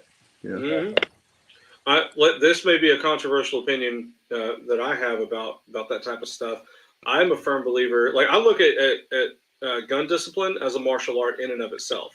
Sure. And I feel as if martial arts need to be put back into schools, including the gun safety programs, shooting classes, things like that. So that way people are not ignorant Absolutely. to those things. The more training you have, you can respect the weapon and the people holding it a lot better. Right now, most of the people most people, the only thing that they know about guns is what they've seen in the movies. In the movies or Call of Duty or something like that, they get so desensitized to people dying in front of them because of it that they don't understand the heaviness of the real life situation. Right. It's a lot of responsibility with that weapon. And the same thing with carrying a black belt in martial arts. There's a lot of responsibility. I remember in my first black belt exam, we had a great exercise, I guess, a great test where we had to hold our belt out for like a significant period of time, and we could not drop it at all. And that was to symbolize the weight of the responsibility of carrying it. Yeah. And that lesson, to this day, I'm 37 years old now, to this day is stuck with me. And I take that same level of responsibility and mindfulness of that responsibility with my family, with having a daughter, with having a wife, with having a household, with having everything. Right. I don't let it drop an inch. Right. And it will. People will fight you on it. People will give you more burden, more heaviness, and you got to keep going. You got to be strong, have that steadfast, that indomitable spirit. So I totally get what you're saying, man. So how many years total do you have in both disciplines? 6 years. 6. So I got my black belt in judo fairly quick, but I competed all the time, and I took my test in the minimum amount of time each time. And it helped that I had a training partner that competed with me and trained with me, and we went through every rank from orange up through black. So gotcha. That's awesome. Makes it a lot easier when you got somebody there with you pushing you. So no, yeah, definitely. And it's most of the time we go to tournaments, it's just me and him. So I'm coaching him, he's coaching me. Gotcha. There you go. Yeah. Well, we are about to go back to break, and we will come back with both you and Aaron having a virtual face-off. You guys will get to kind of talk to each other a little bit about this fight and banter back and forth if you so choose. I know you guys are buddies as well, so this will be fun. I'm looking forward. Like I said, I'm looking forward to y'all's matches, man. It's always a pleasure and an honor to watch you compete. I know you put a lot into this. Oh, real quick before we go to break, I want to know, or actually, we'll get this whenever we come back from break. I want to know where did the phrase "no lamb for the lazy wolf" come into existence for you? How you took that to heart and why you apply it so much. So we'll get the answer to that when we come back from break. We'll see you guys back in about 30 seconds. All right. Thank you. Thank you, sir. Thank you.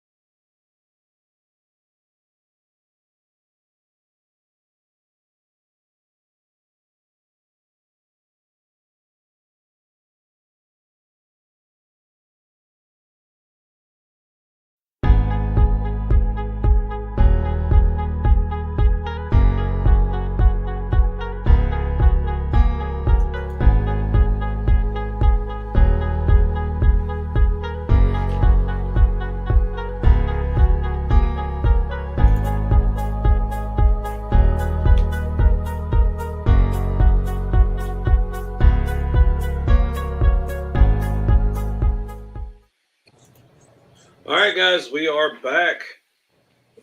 This has been a fun episode. We have Glen Wookds still with us. I'm going to pull him back up here. Before the break, I asked Glen, he's been known for this phrase, no lamb for the lazy wolf. He puts it all over his social media every time he's posting a workout video or something like that. Very motivational stuff, by the way. I've actually said it to myself a time or two when I don't feel like getting out of bed in the morning and I got to go to work. I got to go, do this or that and the other. I've been known to, kind of say it to myself, like, hey, got to get up, Justin. There's no lamb for the lazy wolf. Where did that phrase come from? And what got you to adopt that mentality? Well, of course, I mean, it's probably fairly obvious that my heritage is the Northern Europeans, the Finns, the Swedes, and so on. And I've always kind of embraced the wolf as kind of my spirit animal. So I was reading the Havmal, which the Havmal is supposed to be proverbs from Odin, and one of the proverbs in there is rise early if you want another man's life or land, because for a sleeping man wins no battles, and there's no lamb for the lazy wolf. And that just struck a chord in me, because you've heard me say it a dozen times. I know you have, that you might beat me, you might outclass me, but you're not going to outwork me. So whenever I come across that just really struck a chord with me. So I actually have it tattooed. Okay. Around my wolf there. Okay. All right. Yeah. That's dedicated right there. That is incredibly dedicated. That is amazing. It kind of reminds me of the other old adage, the other cliche of hard work beats talent when talent refuses to work hard. Absolutely. So that with you, that's never going to be a question.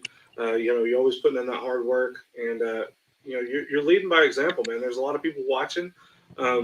A lot of people getting motivated by that, myself included. I was surprised to find out how many people in the area know me, because I'll have friends that'll go into a plant or go into a gym someplace where I've never been, never trained, and they'll say, "Oh, Glen Wookds, look at this video of him fighting," or they'll say, "Glen Awesome. Wookds, oh, you mean the Angry Viking?" So, yeah. A little bit of notoriety doesn't hurt, does it? No, not at all. Absolutely. Well, I'm gonna tell you right now, man, we're super proud of you, and like I said, it's definitely an honor to have you on the show and to get to watch you with your martial arts journey and your MMA journey all together, man.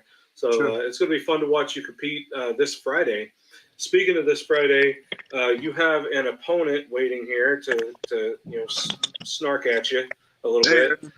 You're no stranger to you. Y'all have known each other for 6 years, so I'm not even going to introduce you. But what do you guys have in store for each other? Glenn, I'll let you go first. Oh, is this where I give away my game plan? Yes. Tell us all the secrets. The thing about going into this is neither one of us are going to run short on cardio. You know, both of us are in really good shape. Both of us are really tough mentally. So I expected to be pretty high paced and pretty pretty aggressive for most of the match. If we don't go several minutes, it'll surprise me. I feel like this is a pretty good match. Aaron's got his advantages and I've got mine, but we've known each other a lot of years, and I mean, I know what Aaron likes to do in judo, so I'm assuming he's not going to do that in the cage match because he knows that I know. Just like my hammer, I'm probably not going to pull it out because he knows what I like to use in judo.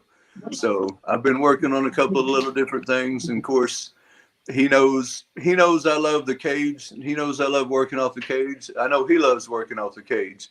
So I just imagine you're going to see a lot of work up against the cage and us just grinding it out and making each other suffer. Like he said earlier, we're friends and nothing is going to change that, but that doesn't really mean anything when we go in that cage. I'm going to be rough with him, and he's going to be rough with me, and we're going to see who wants it the worst. There you go, Aaron. What can we expect to see from you against Glenn? I'm just going to ask Glenn, did you sign any of your tattoos so when I take one of those body parts home with me, I can put it on my wall? Yeah. Oh my God, Aaron has not changed. I tell you what, any body part you take home with you, I'll autograph. All right, got a deal. I'll bring the Sharpie. Now here's my question: What if he takes your hands? What are you autographing it with? Well, but hopefully he won't take them both, I guess. Here's a weird left-handed one. Well, I mean, if he rips one arm off, I'm hoping the rest will stop the match. But it's a definite maybe, depending on the ref. I don't know who's reffing this. Summer, who do we got reffing this? Oklahoma Athletic Commission refs. Sorry. No, they're not. No, I said, have you seen them? Oh, good Lord. Yeah. If it was good Lord, if it was one of the twins, man. Well, I was just planning on trying to see if we couldn't cultivate the top of his head there on the cage where we can get some hair going on that. Okay. I mean, I've already told him he needs to put some shoe polish on that thing or something, because I don't want him using that to blind me with the lights. Well, you got enough chin hair. I can just take some of that with me when I go. He may be going for like a gi throw and accidentally hit the beard. Hey, it would not be the first time that's happened to me. Oh, I think I've done that to him before. Yeah, as a matter of fact, I think you've probably done it on purpose. I know you. We had beards at the same time, man. So, it happens. It's life. It's fun. I know I lost a whole handful of hair underneath the knee on the mat last Thursday night, I think. Oh, dang. Yeah, y'all are rough. So now we're going to get to the bread and butter of this whole conversation.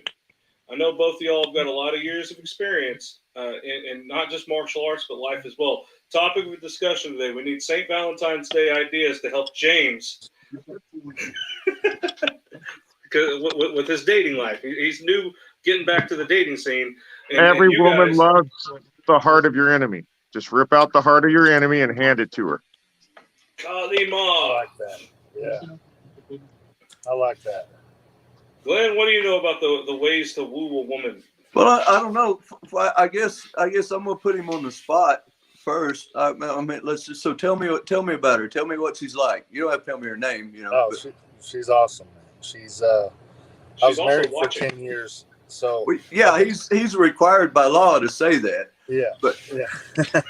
No, I've been out of the game for a year, and since I met her, she's a great person.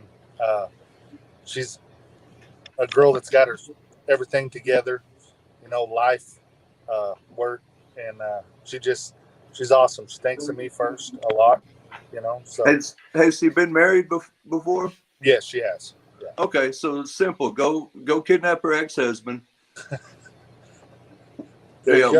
work him over for 2 or 3 days, and 2 then felonies. and then put him in the back of your truck and haul him over there and present him to her. Right. And it's only a felony if you get caught. So basically, what he's wanting to do is Randy Quaid Christmas Vacation this thing. Sure. Yeah. Uh, Do the Clark Griswold. Here's your boss. there you go. Well, she's watching, so she knows what I'm going to do now. So Yeah. Well, And if you keep saying for the those things record, you were saying before, you already got it right there. Just keep saying those things you were saying before. She's a great woman. She's awesome. Say some more of those things. there you go.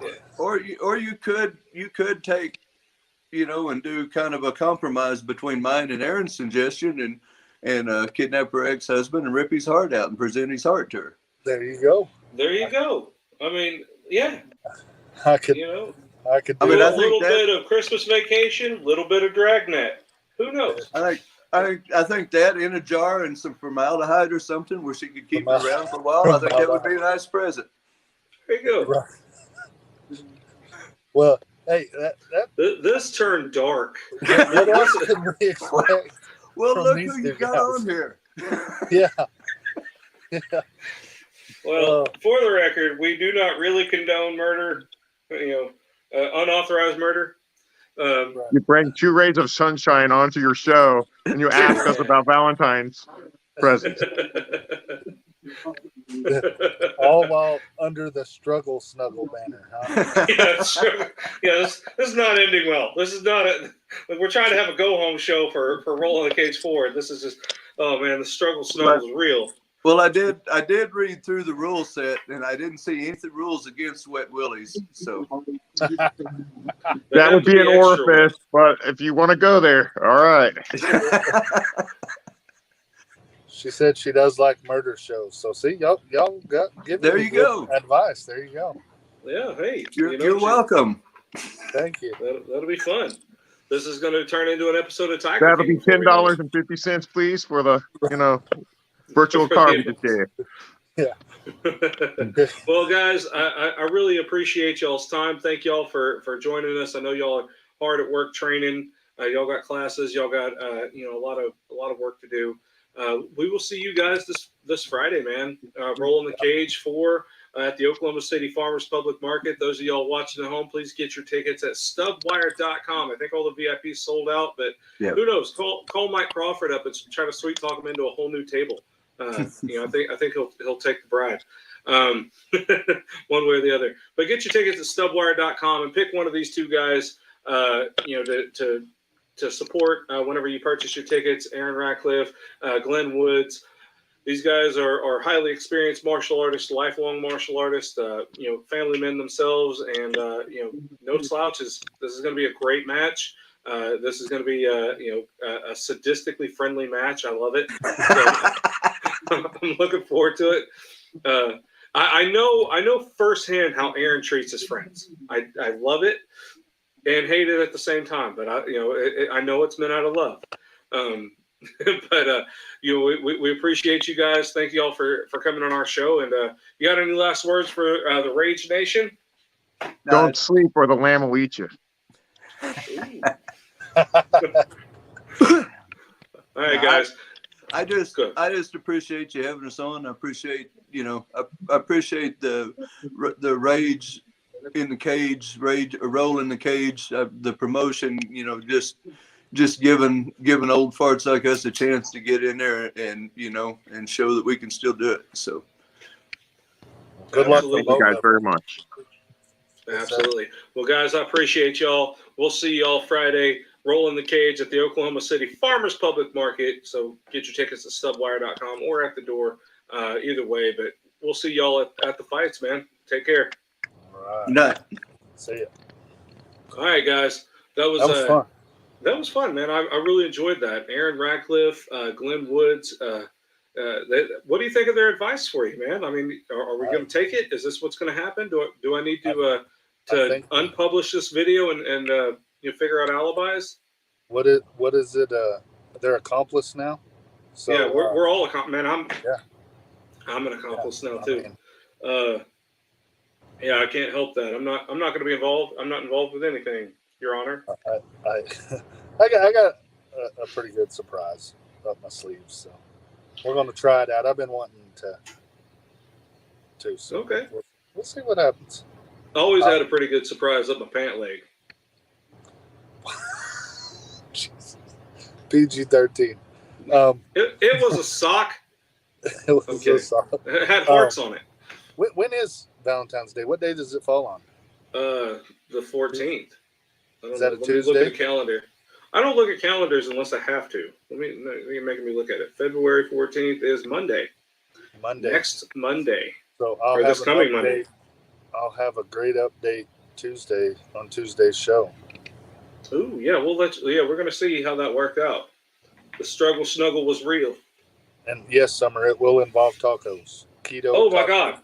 Well, Summer's a woman after my own heart there. I love tacos. Like, yes, Summer. Give me some birria tacos and I'm a happy man. Oh, Bacardi. How do you say that? Quesabirria? Quesabirria. Were you going to say Cardi B tacos? I don't know what I was going to say. The Cardi B tacos. I don't know about that. I'm learning Spanish. Those are some wet-ass tacos.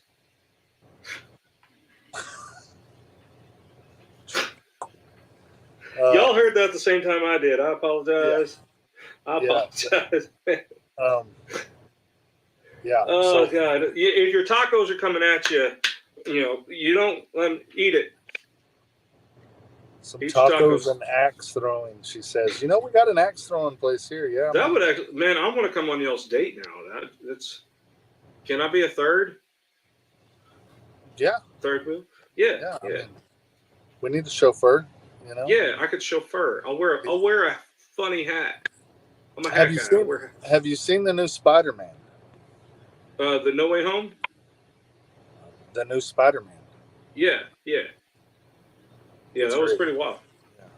I audibly guffawed in the theater when they made the meme real. Have you seen the Spider-Man meme where they're pointing at each other? They did it twice. The first time got me. They were in the lab and they're like, "Hey Peter," and I'm like, I just laughed so hard. Like, people stopped watching the movie to look at me laughing. I'm like, I can't help it. I'm sorry. But it just hit me hard. We went and watched that, and my son's seen it twice and hasn't made it through the full movie yet. So what? And her kids were crying. I cried a little bit. I laughed a little bit. Man, that was probably one of the best damn Marvel movies I've seen. Well, I haven't seen Spider-Man since Tobey Maguire, so I was a little confused at who the other dude popped up. I was like, who's this guy? Andrew Garfield, the Amazing Spider-Man. I wasn't a big fan of that story between the Amazing Spider-Man and all that. So I wasn't a huge fan of the Andrew Garfield stuff. I thought, I think he was a good Spider-Man, but I just, the whole Gwen Stacy version, just, right. I don't know. I grew up with the cartoons. I was never really a comic book guy, so I grew up with the Spider-Man cartoons. I had Mary Jane. I had that love affair going on. Yeah. And then with the Tobey Maguire, with Kirsten Dunst and her epic acting there. Yeah. There's just something about Kirsten Dunst that I just loved about her as Mary Jane. Huh? I had a crush on her. I'm not gonna lie. Yeah, I don't blame you, man. I don't blame you. So I liked her as Mary Jane. I do like how in the new Spider-Man with Zendaya, how they're not calling her Mary Jane. They're calling her Michelle MJ or whatever. They're still keeping the MJ, but it's not Mary Jane. Right. So it's like they have different versions of the love interest, but it's pretty much the same person.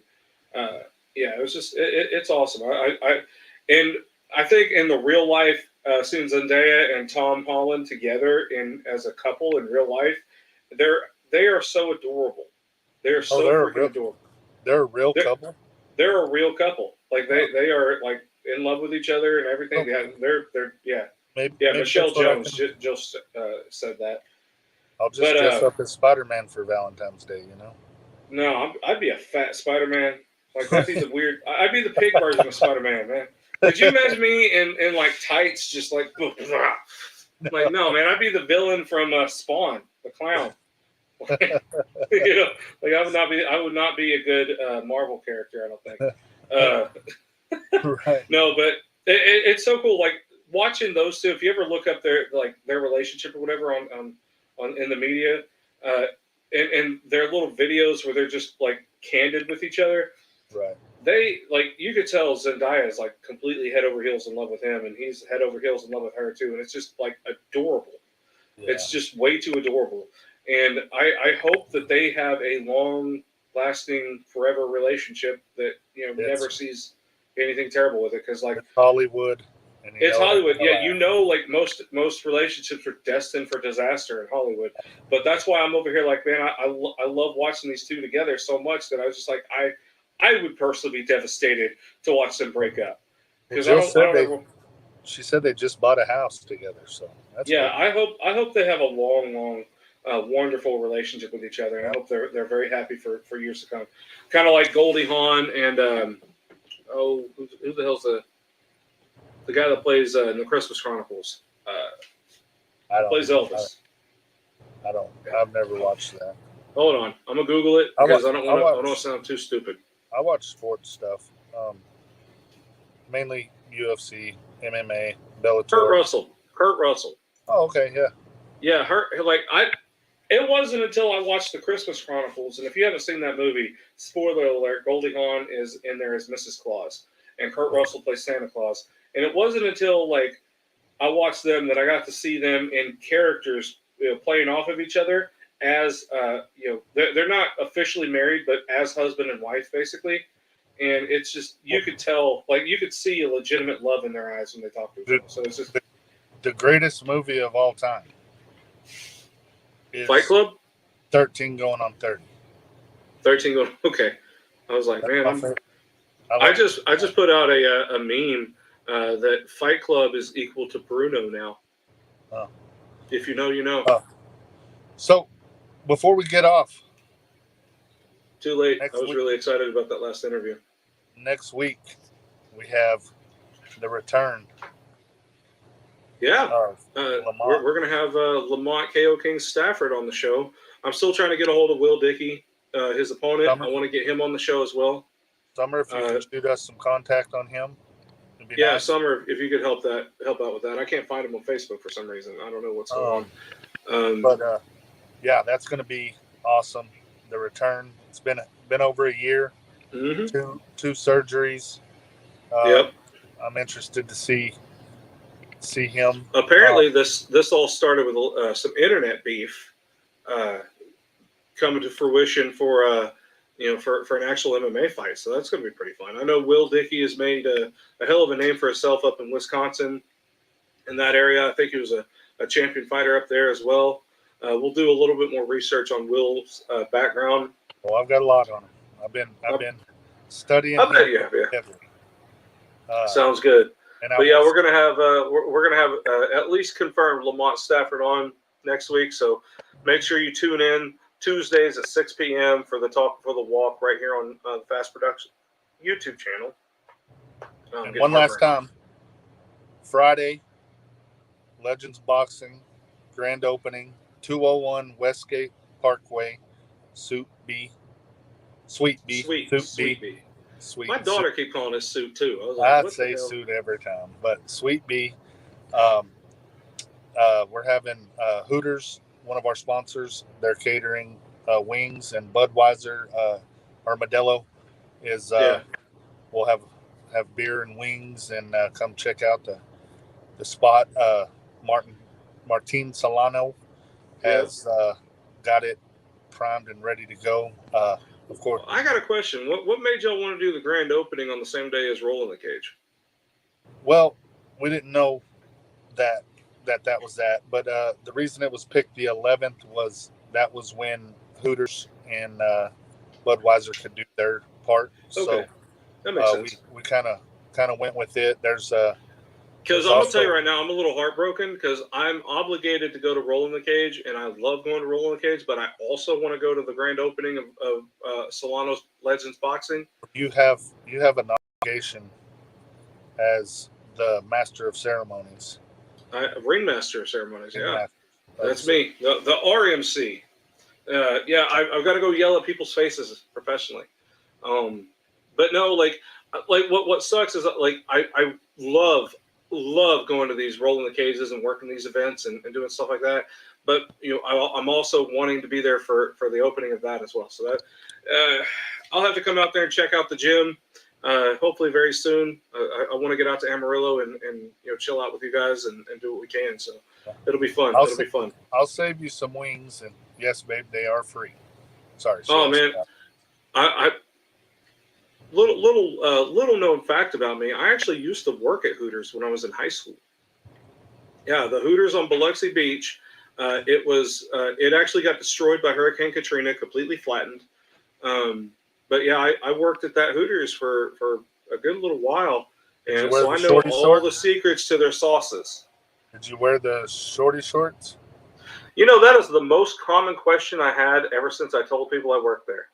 They were just like thinking that I was a waitress for some reason. I was like, well, I'm trying. I just don't have. I don't look good in orange shorts. No, I was like being a cook there was fun. Yeah. But I little story before we sign off about that. Like I said, I was in high school. I was in my senior year, and I was taking a Spanish class, and I was already at the time semi-fluent in Spanish, and I was very active in speaking Spanish.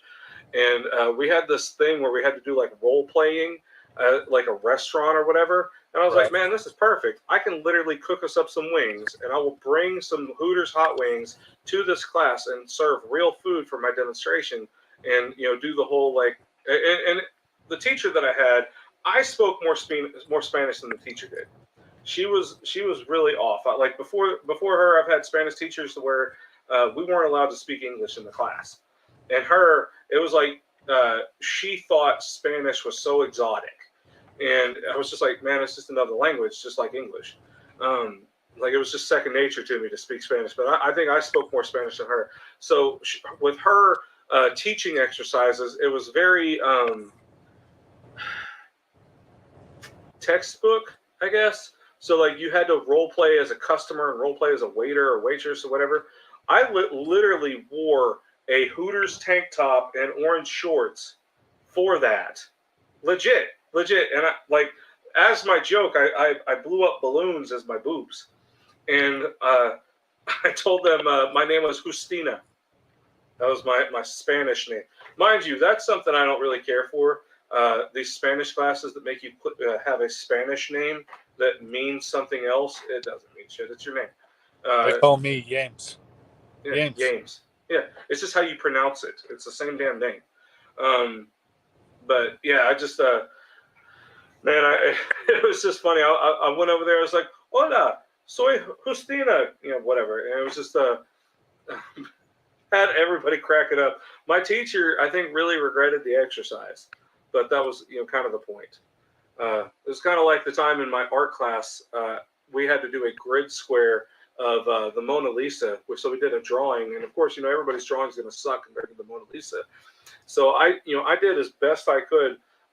Copy of the Mona Lisa, and then I drew her some like extra big boobs. I put a sailboat in the background. I had a little guy poking out of her shirt. I was just like goofing off with my drawing, and I ended up getting a C for that. And I was like, man, okay, it's art. Like it's up to interpretation. I'll take it. But anyway, Rolling the Cage is happening this Friday at the Oklahoma City Farmers Public Market. Get your tickets at stubwire.com. Make sure you check us out on Fight TV. As well. There will be a link posted. I'm not sure if it's posted already. I think Tricia posted it earlier. But we'll make sure we share the ever-loving dog crap out of that. There's a link for the Fight TV if you can't make it out to the event. At least check it out on Fight TV and give them a good watch, man.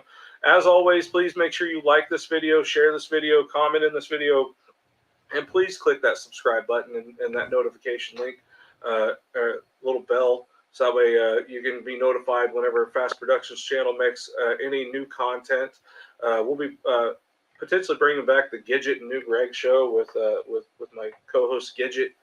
I play New Greg on that one, so like we do a lot of cool stuff. I think tomorrow night we'll be having some spotlight sparring that we're going to be showcasing on the channel as well. At the Oklahoma Boxing and Combat Sports Gym. We're bringing that back. They took a couple weeks off because of treacherous weather here They didn't want people to really get out in the icy conditions. So, Right. it's fun to come take damage in the ring, but I don't want people damaging their vehicle getting out there. So, Maurice is a class act out there. So we're going to be doing a lot of cool stuff. Next week we have Lamont Stafford. We'll let everybody know what other guests we have as well. We got a 2-hour show, so this is going to be fun, man. Montaigne is headed to the Olympics, Olympic trials. So, Olympic trials. We got Montaigne. What about Shane? Is he still going? Shane is not. Shane has a damaged rib and is out. So Dang. yeah, he's tried to fight through it, and a tough kid, but he's not going to be going. But we're wishing a good luck to Montaigne, the Monster McFarland. Apparently, his daughter. I just saw a post on Facebook. I would pull it up, but I can actually share my screen real quick. Hold up, let me do that. Share. Also, Caden OG is going too from Killer Bees. So I think Killer Bees got a few going, but I do want to get a shout out to Caden too. So I don't know if you guys can see this right here. Montaigne just posted about 4 hours ago. It says, me asking my daughter what my full name is. And he goes, me, what's my full name? Her. Montaigne the Monster McFarland. He says, I can't stop laughing. I want to partially take blame for that because I've yelled that name a lot.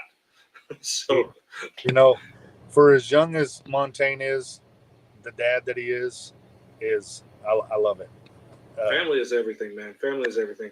Man, we are actually over time. I apologize for the delay in my internet earlier. I had to reboot my modem, but we are, I'm glad you did. I'm glad there wasn't a lag on this. I thought, like, from my perspective, I saw like the buffering sign for all 3 videos. I'm like, crap, we are screwed. Oh. But this is why I'm glad I have a co-host now. You can take the reins when the show goes to crap. Hey, I appreciate that because, like, honestly, before you came along, the show would have just been down for a little bit, and I may have had to start a whole new video. So I came back, and y'all were still going. I was like, oh, man. Now I get to watch what kind of crap y'all were talking. So it was good. It was good. All right, brother. Hey, take care. We appreciate you guys. Thank you all for tuning in and watching us. I've been your host, Cool Breeze Justin Christie, with my tag team partner, James El Papichulo Shellnut. We're gonna tune in next week because we're gonna get that Valentine's Day update to see what happened on Valentine's Day Monday. So this will be cool. See you guys this Friday at the Oklahoma City Farmers Market for Rolling the Case for Struggle Snuggle. See you there. Bye, guys. Bye.